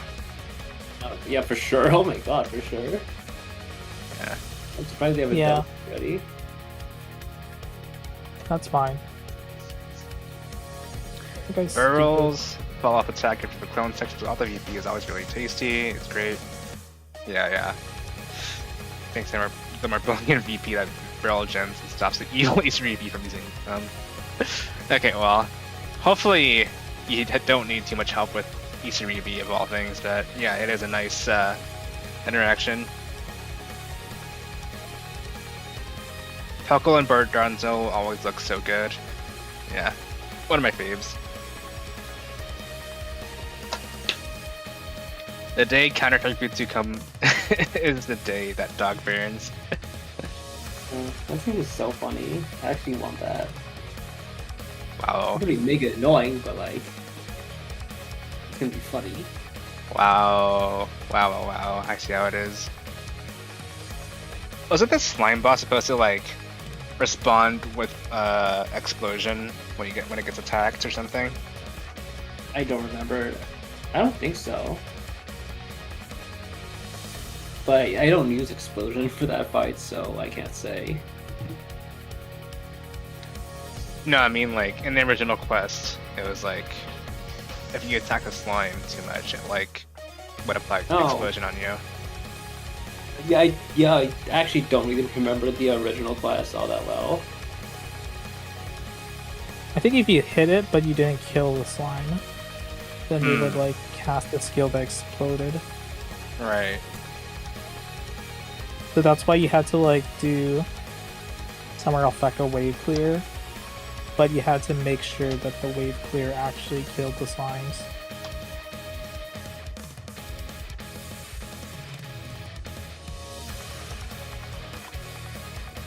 Archie said about Jobsy plus Efficacy. What button do you click on Jobsy for things like that? What do I click? On he kind of just I think I tested that out. I feel like he just becomes like he could just become a sidekick pilot, honestly. Oh. Yeah. I mean, he just if you have a view for it, you can just use like Jobsy S3, and then he can rack up debuff gauges faster because each proc is like +1 debuff. Yeah, it's like I don't know. Maybe it's just the way I use Jobsy, but I really don't care about bullet hole damage. I'd rather just use him as an engine for everyone else.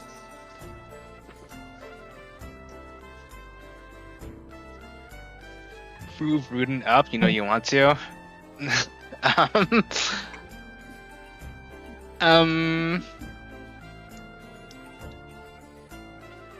don't know. He looks pretty comfy there. Counter is exclusive to SS Quest, I feel. The Uban will low-key tear up as an SS, maybe. I feel like the view syncing won't really work against Slime or Lantern because Lantern will just bonk you to death for having no VP, and Slime makes their DPS giga slow, so the VP sync won't work. Yeah, I think we need like a different view sync unit for that. Yeah, Lantern's gonna be annoying. Slime, I think, might be fine. I mean, I think Barrow can already kind of 2-turn Lantern with view syncing, so maybe it's not a big deal for him. But you do need to play fast.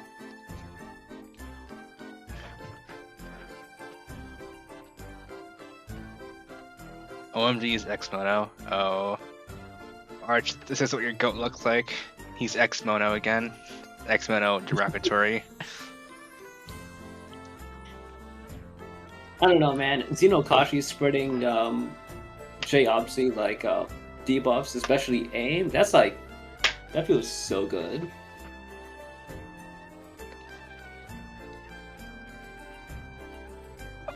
He's not a fan of the S3 RNG targeting multiple people. SMH. Alright. Slimes is AI generated SSS. Wow, this chat hates Exterio, SMH. Simmer's thought of eating once SSS rotation changes. Is Eastern maybe like the easiest SSS? Yeah, he is. Yeah, for sure.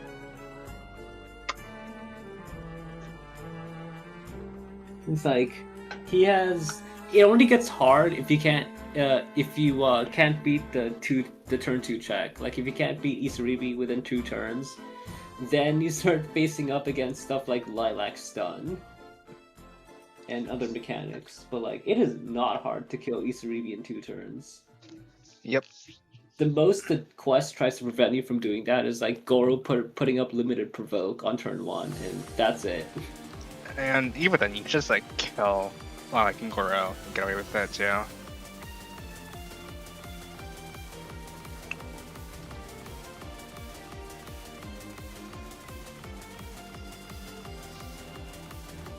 Yeah. Especially this time, Barrel has Shell. I want to see how long my clears take. Oh, scary.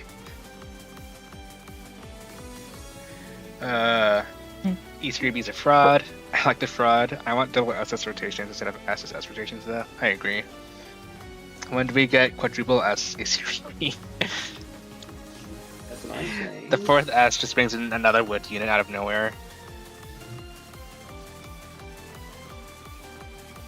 If F-Burrow gets upscaled one more time, I'm giving him for fun. Oh. True, give me those 2 stones and parallel crystals. Quadruple as A3B where you have to kill all 3. If Akashi edges and stop cooking. If only. If only, if only.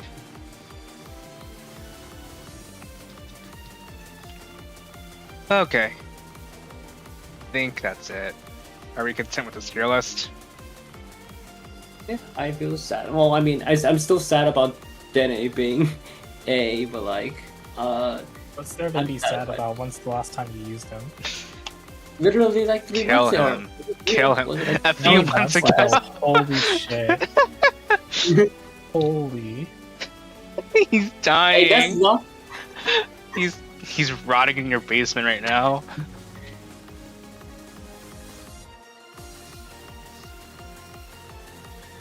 I don't know what to say to that. I don't know how you even fix Nebra. You don't. I don't think it's possible.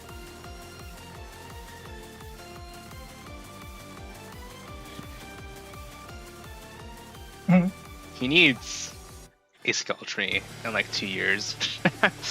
Mm. Maybe 3. You know what?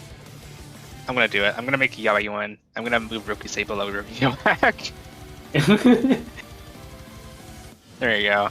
Now you have 2 pairings, Gionstar and Rokusei, and then you have Yay. Vaga and Yohak. There you go. Love lines. Yeah.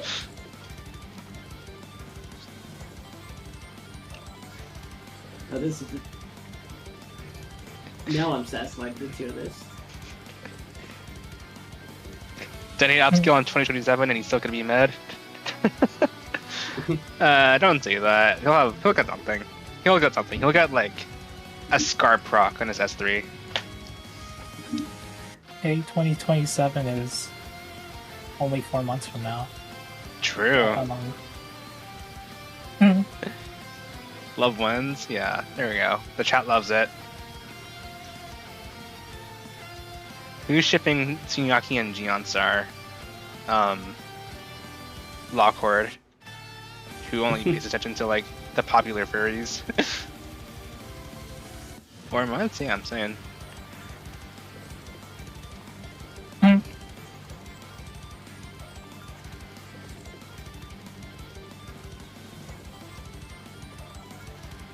All right.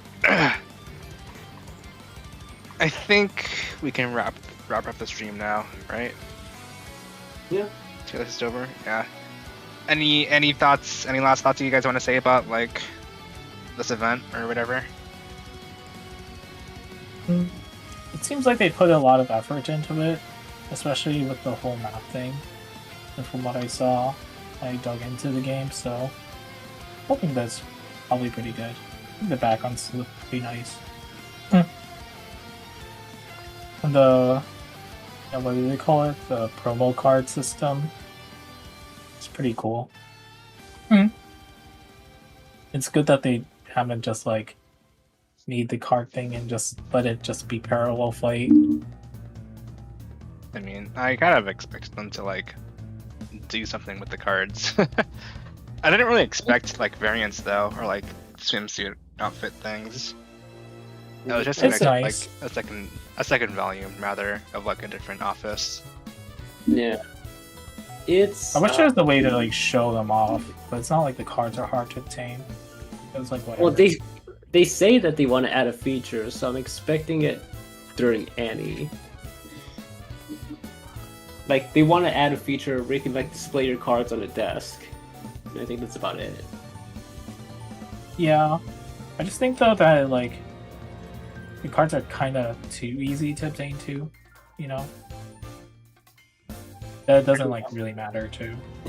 I think they I think they learned from the box thing that people I guess don't want to grind for their stuff.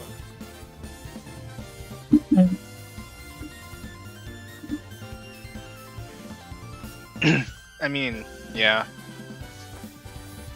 It is just cosmetics, though. I think those are usually like the easiest things to acquire in this game. Yeah, though it is limited time cosmetics. I think I don't know if they'll like actually make this obtainable once the rerun's done and like it's fully archived. Maybe they, I don't know, like maybe they'll give you a chance to like get the promo cards when it gets fully archived, but there's a chance it might just become like fully limited or exclusive. But who knows? Lucky saying the music rules. Yeah, I agree. The music's nice at this event. Anyone else surprised that we got another translation for main quest in an event so soon? Not really. I'm not reading. If anything, I think they should like Oh. release more frequently, but I'm kind of greedy like that. The setting is I'm not really reading. I don't think that's even greedy. I think that's just like normal expectations. Yeah, but you know, this is fucking Please Life catch Wonders. up. This is Life Wonders. Like they're freaking like cutting quarters and everything. Like, dude, There's a Christmas watermark Showdown in that? isn't translated yet, and for Osamu, that's like what 2021. So Yeah. Has it been that long? Oh my god. Yeah, it's been a long time. It's kind of sad because it's one of my more favorite events in that game, Oh my god. like story-wise. Yeah, it sucks because this just means that Magical Snowland is just getting pushed back forever. Like we have to go through so much to get to that event. Yeah. let me see. Yeah, at least I guess Valentine's is keeping up, but it's Valentine's. Well, next year's Valentine, it's gonna be fucking crazy. So You that think? story's very strange. Oh, you mean like that? I see. Yeah. Or it's like bad and good at the same time. I don't know how to explain it.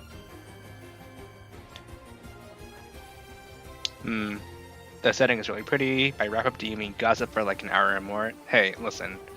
We would never gossip. We're good boys. The music's so right for the date events, but I hate the use of normal sentimental music for the signing. Yeah. It'd be nice to give it a bit more flair because they're exclusive event cards.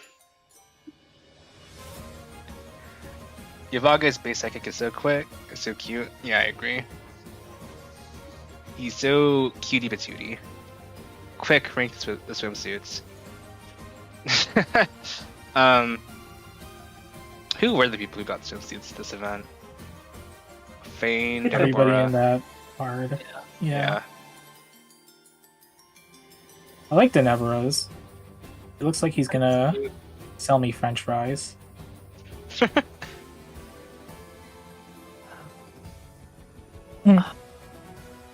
Oh my god. Actually, can I talk? Because like I saw No. Lost the Boss and I'm like, god damn it, I think I might actually like pull for his variant. Oh, he's horny. No, it's like I just think he looks cute, and I'm like, I mean, I already liked him from the Whiteout event, but now I'm like, damn it, I might actually like pull for his variant. I'm like, I have to save up more. I don't think he's gonna like get a variant that fast, but like, I think he might get a variant soon. I'm like, damn. I have to like Damn it. roadmap So more of my useless. polls. Alright, I'm gonna save this tier list and then I'm gonna make another tier for the swimsuits. Hold on. You're actually doing it? Yeah. Oof. Alright, so the first one that we have is like, yeah, let's look at General Bros real quick.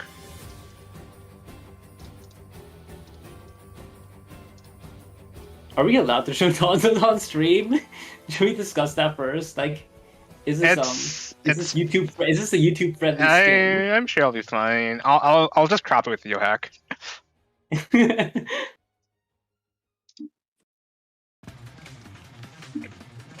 Hmm. Yeah, it's cute. I like it. I don't know. He looks like a McDonald's employee.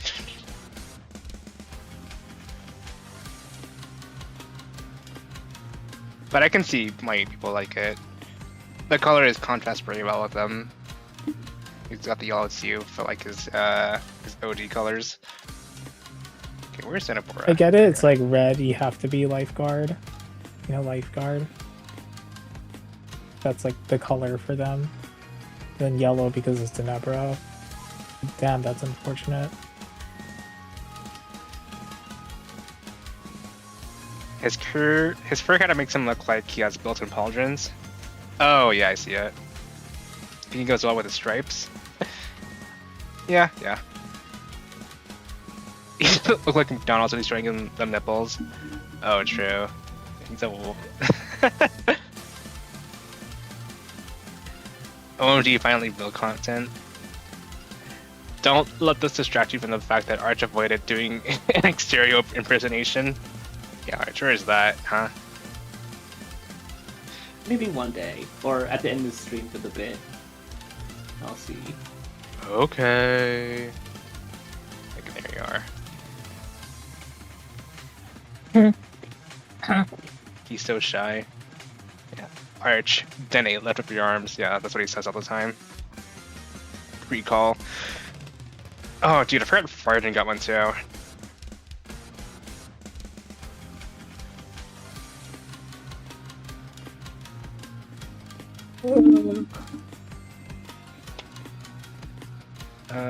Yavaga, there you are.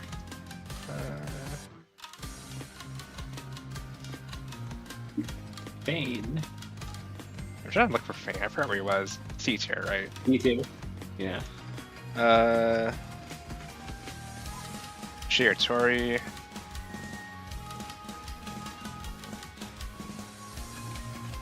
Danto. I got this to be a DZ. Look at. Riker, right? Riker? Oh yeah, Riker. I forgot Tabit got one too.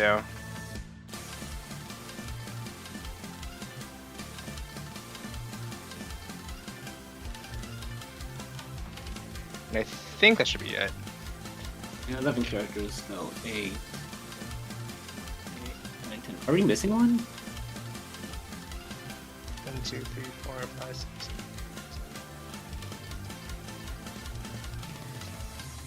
No, that's 10, right?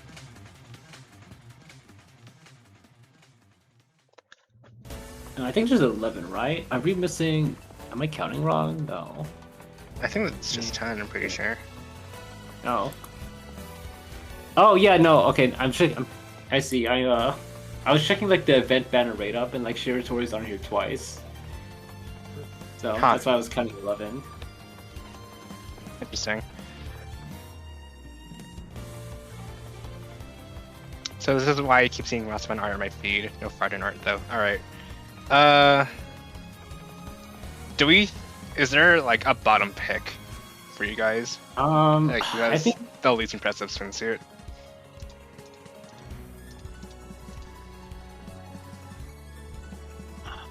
let's see. Look, I'm thinking about like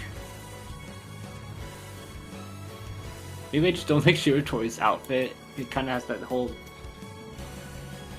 Yeah, you were telling me to strip earlier. I saw top. that. Yeah. It's like clothing on top, but then you're wearing swim shorts on bottom. I just don't like that aesthetic, really. Oh yeah, it's so top heavy.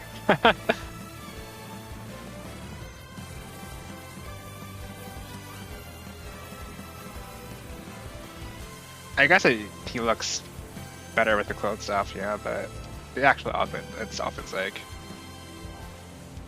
it leaves a lot to be desired. You know, like, it ends in like transparent fingerless gloves. Like, where did you buy this? Like, what is that outfit?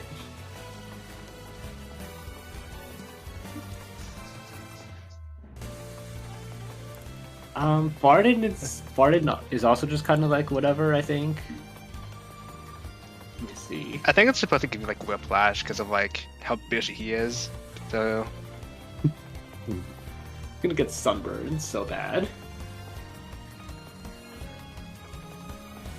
yeah, I don't know. I guess the big sweater is kind of cute, but like that's about it.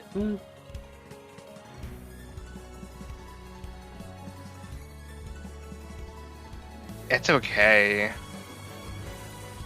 I think I'm just biased because like I don't think Froden's body type is like that appealing to me. So think about the huge boobs and like how his head is like so small originally, and like his outfit really like shows that. I guess I kind of like the art supplies in a little waterproof bag. That's kind of cute. Yeah, if I take Froden out of the equation though, I think the outfit is kind of better. So maybe I'll do it like that. Milk, do you have any thoughts?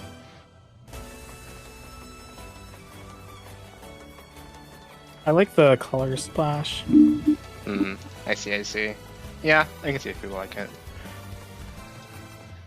I think like in terms of how like the outfit is drawn, I like the contrast of black against his body. I like the use of a screen tone in his swimming trunks. Very oaks coated, actually. I think there's like a good balance of like in values and like the dark and accent colors versus his pale body.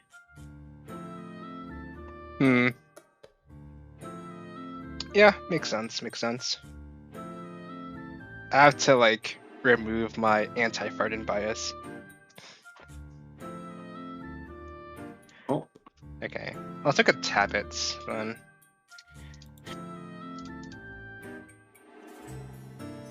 It's kind of boring, but at the same time, there's also like, it's a little transparent.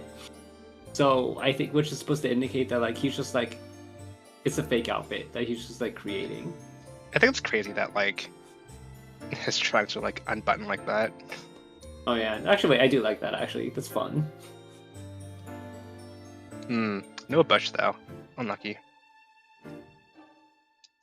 You forgot to program it. I see.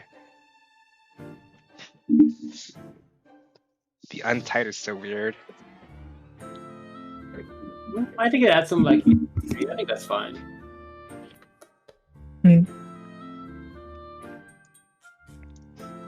Can't believe they cooked Shiratori twice, released the Shiratori files. Oops. I don't know, man. If he was gonna be carried by his kit, he should have gone. He should have gone to fashion school, or gone to a better outfit.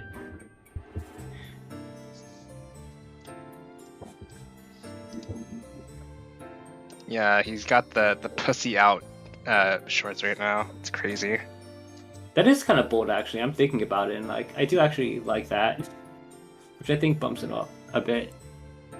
It's like leaning towards like tacky for me. I don't know, but I do think it's like interesting for this kind of game. I think it's unique, so I'll give it a pass. Okay. Do you Like, like it more than there's Froden's outfit? Yeah. I think I like Farden's outfit more. I do like the ideas and Tabbits and like trying to be sexy and the combination of the military camo with the like that pixelation, the nano machine concept. I see. Well, I don't know how many people are watching right now, but I'll just leave a poll up. Froden versus Tabbit.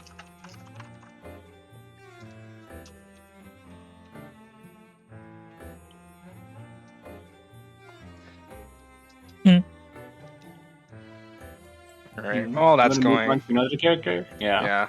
Let's look at workers. Worker, what is it? It's not a psychic, right? It's like an actual 5-star. I'm pretty sure.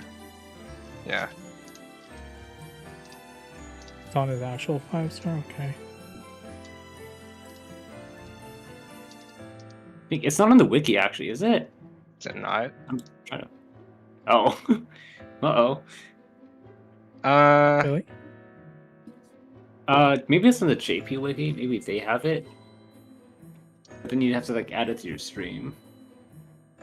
Hold on.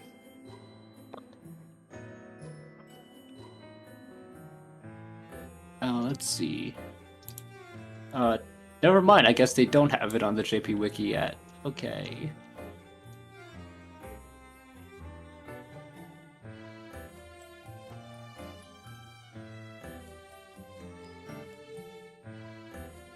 Is it just him in shorts or something?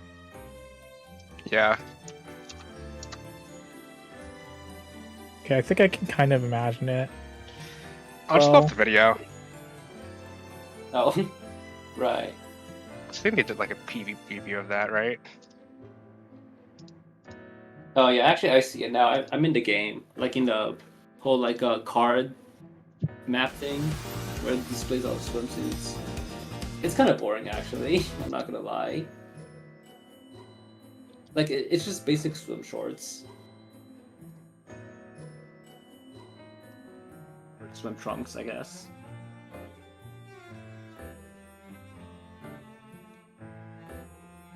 Yeah, I don't really dislike it or feel any way about it. It's just like very basic. Which is like fine when, you know, it's something under his hero outfit. I think if you like Roiker, then it's fine. I think if you dislike Roiker, you just continue to dislike Roiker. That's it. Roker's boring because he even have his hoodie ears. Oh, true. Damn. Caravan being cute. Yeah, yeah. Is he worse than like Shiratori's outfit now? I think I would say yeah. I don't know. It's like Shiratori is more memorable. Yeah, because it attempts to make a statement, right? But like Roker's is just like, here's my body. Also, I have a six-pack, by the way, if you didn't know. Like, okay, man. Hey, I don't he think it's works bad out as at the library. I don't think it's as bad as like Masanori, at least. It looks natural for him. That's true. He does like actual like, he has like fluff. Shiratori's a mess. That's crazy. Oh, they're not happy. It's a mess, but it's a memorable mess.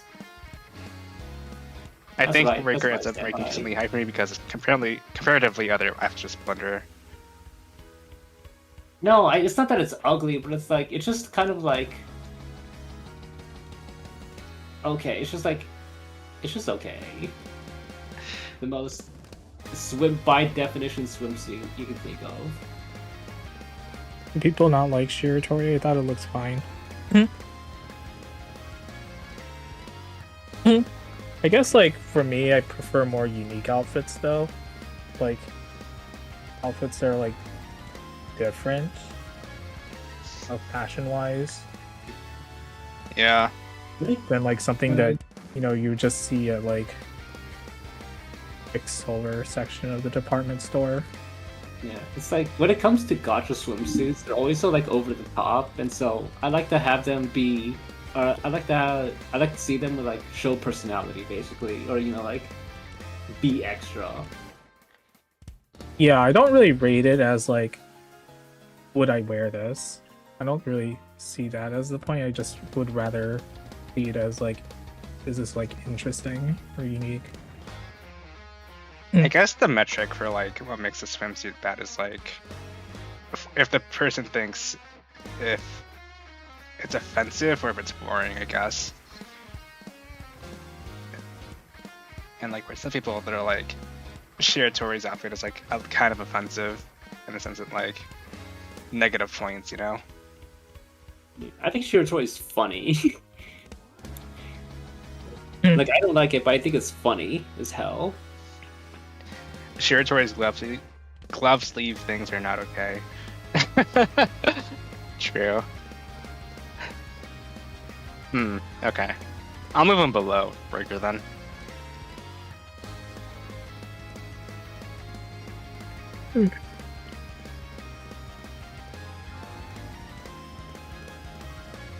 Why is Rostobon high? Oh, we didn't rank him yet. I would put him high though.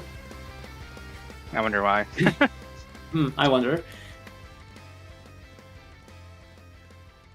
You know, like Arch saying that he wants to pull for Rostobon variant is like reminding me of that time when Valkyrie got high in the poll right after the dick pic got revealed. Like, you fans are all fake. I liked Rostobon before this event. Thought he was cute before that, and like the best looking Hide character. This is just double downing. I don't know why best looking Hide character kind of sounds like a backhanded insult. Yeah. Well, the bar's in hell. Damn, he really just went up for it.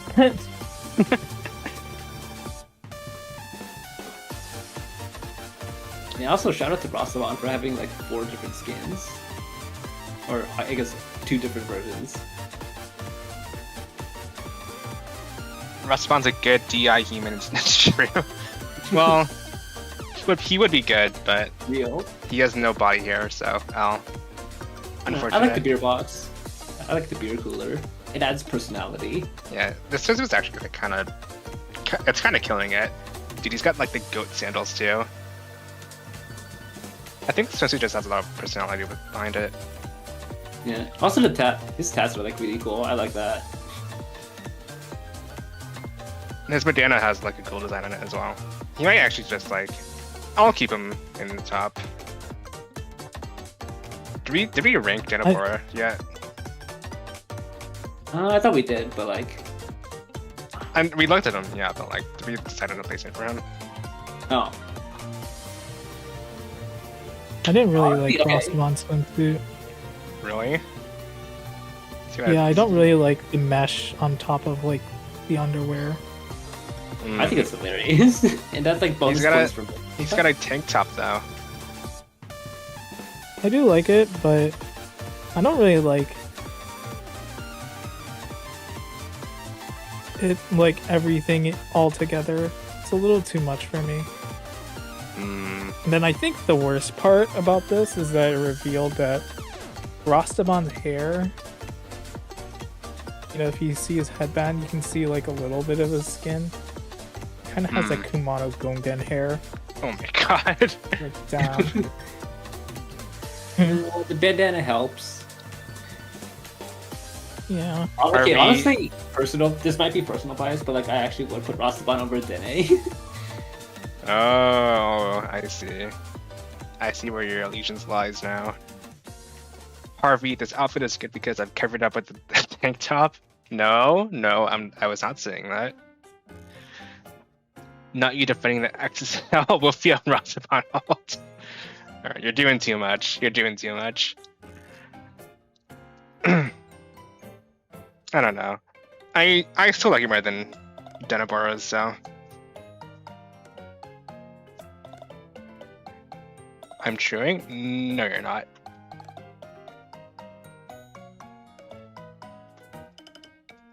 I'll move above him for now. Alright, what else is there? Let's look at Donzo. Yeah. What if you just like flash it for like 1 second and then you just scroll and then you just like crop it? Donzo and his little music player, huh? Oh god. Just like a 1 second flash. 1 second flashbang. And then you just scroll away. Let's post the Mecha Chameleon image. Oh. Okay. Well.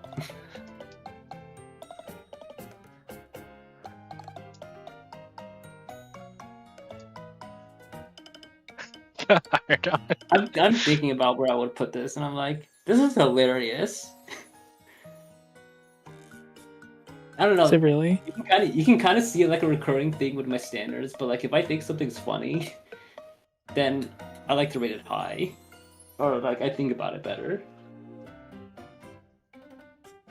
and like Donzo packing this entire thing, despite it being nowhere in his like previous arts. Like he did not have this in any of his art beforehand. So it just appearing here is like the funniest thing ever.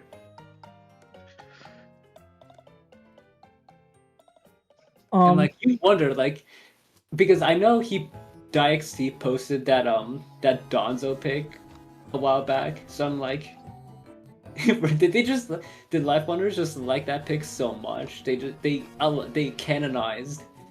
I'm air quoting here. They like canonized that picture, in a sense, because that's a fun conspiracy theory to think about. Oh man, yeah, I don't know. I kind of I think don't this. really like the outfit in like a. I mean, there is no sense, since outfit. it's just like a. Yeah. There is no Speedo. outfit. It's Yeah. just. Well, he does have the jacket and the other skin. Yeah, it's okay. I mean, it And I looks think like that part is cool, where like the gradients and colors yeah. are like part of his like helmet lights. But in the end, it's basically kind of just like whatever. Like outside of the gradient colors, it's pretty basic. The only Right. thing that's like not basic is his dick size. That's it. I mean, I guess the jacket does complement him well. I think it'd be better if it like actually fit him and like the lining would like actually reach his waist. Because I don't think that thing is like actually zipping up, is it? if he tries, like it's not gonna reach him.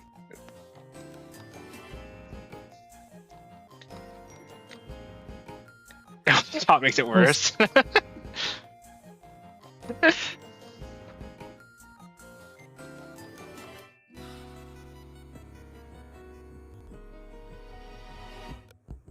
One thing is Obsidian, and I think is the weird ass bullshit from VCN art, and now it's this. Yeah.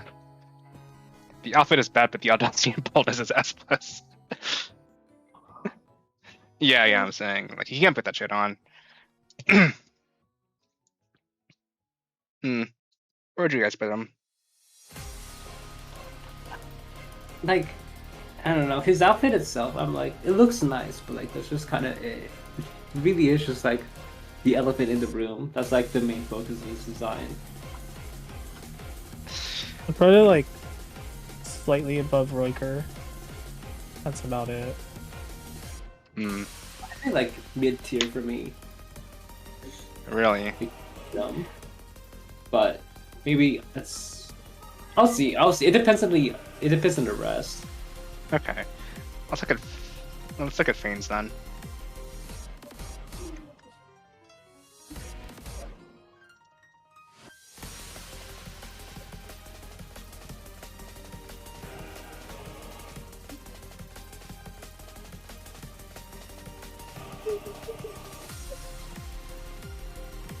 This thing has a little more skins than I remembered.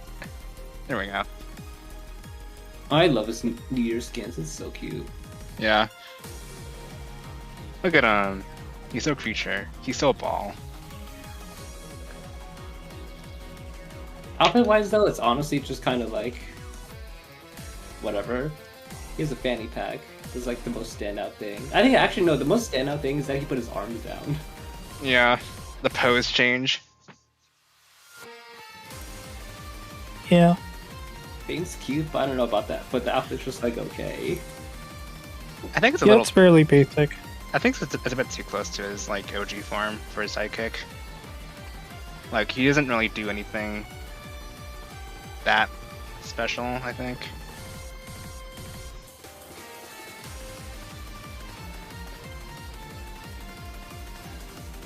You thought he had a turtleneck or something and was confused?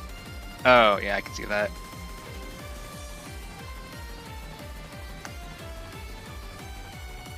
It's like the same as S. Riker.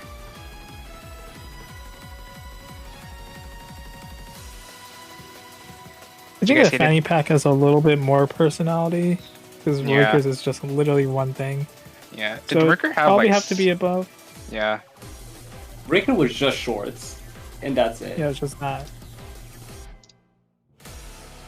Because you got the wife beater too. uh Oh, he's got the dog tags. That's kind of yeah.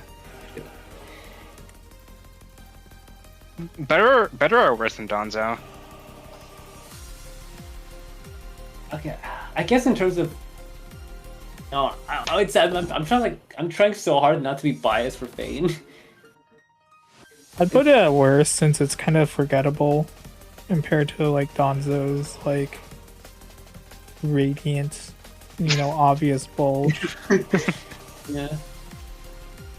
And this Yeah. is me like liking Fane more than Donzo. I just think that like talking about what I find more memorable and interesting, it'd probably be Donzo's. Yeah. Right. That's a fair point. Let's move on to talk about Yavaga.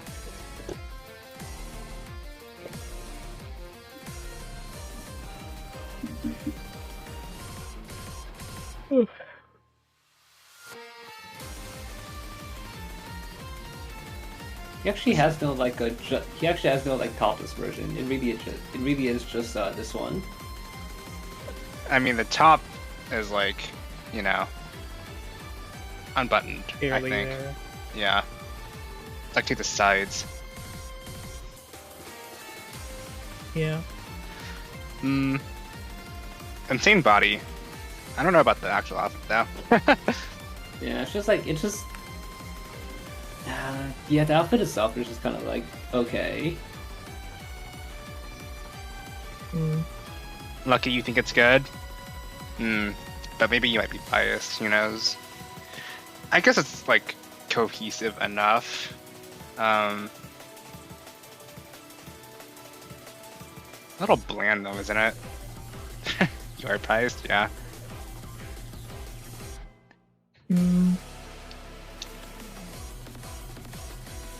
I like Ivaga, and I think this is an outfit that I would like think about wearing in terms of concept, right? Like the beach hoodie and shorts and sandals. But I personally do not like purple and yellow together Right. like this. So I cannot say that I really like this, unfortunately. It's just my personal preference that I don't like this like complementary color scheme. It's a little too clashing for my taste. Athleisure, when you guys say personalities, this is the one where I actually see it. I love Wario personally. The garlic eating trade. Oh, I see.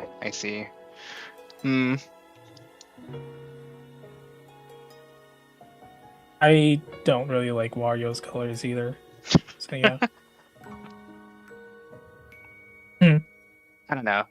It's functional as a swimsuit.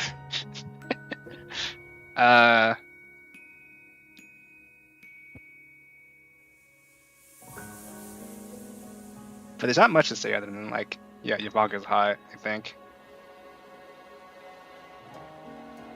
And I guess you could say that you could connect the athleisure fit to like, him being outgoing or whatever, but what time is it for you guys? It is 10 p.m. right now. Yeah, it's not late for us. Oh, not too late. So Yeah, we Lucky are- pulled an all-nighter, unfortunately, so start praying for him. But yeah. I might put this below Friday actually. I don't know.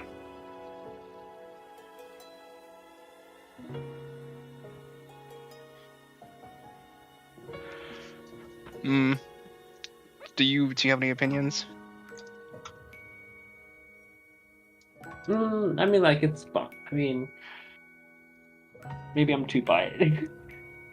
Should we reconsider Farden? Like, is Farden just up here by coincidence? I think he's up here because like everyone else is like worse than him, right? Yeah, maybe there's like a big gap. Like, what if we made two swimsuit tiers, right? Like, high tier and low tier. Okay. Okay, that's a little too much. It's already been 4 hours. Okay, Yeah. we won't do that. I'm joking. But yeah, you can put him there. That's fine. Where? No, I mean no. You can leave him there. That's fine. Where he was. Below or above Varden? Pardon. Below. Damn. Why do you guys love Varden so much? I'm so gagged. We don't, but like I think everyone else is like underperforming. I don't know. Yeah. It just turned out this way.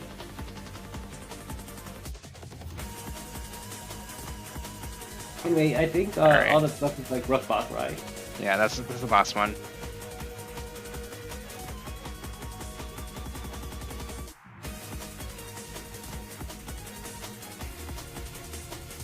Oh, Right. so insane body aside,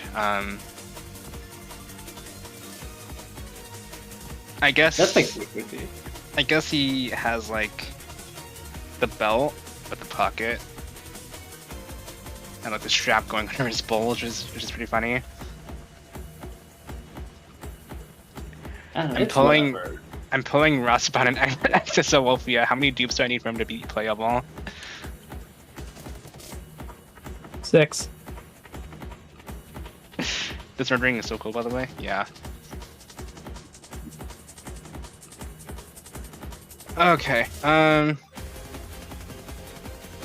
guess it's like better than Rutgers, right? Just because has more going on around the waist. I don't know. I'll just say they're like equal. You can put up. You can. I don't think it really matters which Well. one's like in front. Listen, I find Rookbath hotter, so I'm putting him above Riker. This is my truth. Yeah. Yeah. Well, in a theaters like this, someone has to be in front, so I'm fine with that. Okay, this team list is kind of weird now, but we'll have to roll with it. It's kind of like insane. This tier list is kind of insane, right? It's like so. Arden's up here just by coincidence, and yet he's third out of 10, which is actually really funny. Everyone else is flopping. It's it's not merit anymore. It's just like we got like 2 good swimsuits, I think, for like actual outfits.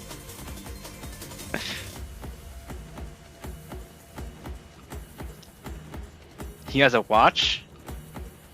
He does have a watch. That's true.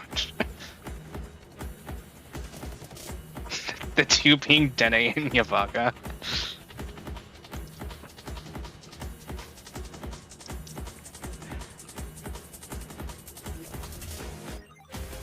Yeah, I saw like art of Rookbath having like a muscle gut, and I was like, oh, okay, I can see the appeal now.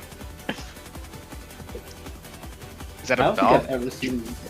I don't think I've ever seen a Tarutoru character with a muscle gut, so this is actually like an honest shock Yeah, that they went for this. he will outsell Lilac and Tabit soon. Whenever Tabit gets his variant, Rookbath will outsell him in a year. Trust. All right. God, he's gonna get very in the year. I can feel it. All right.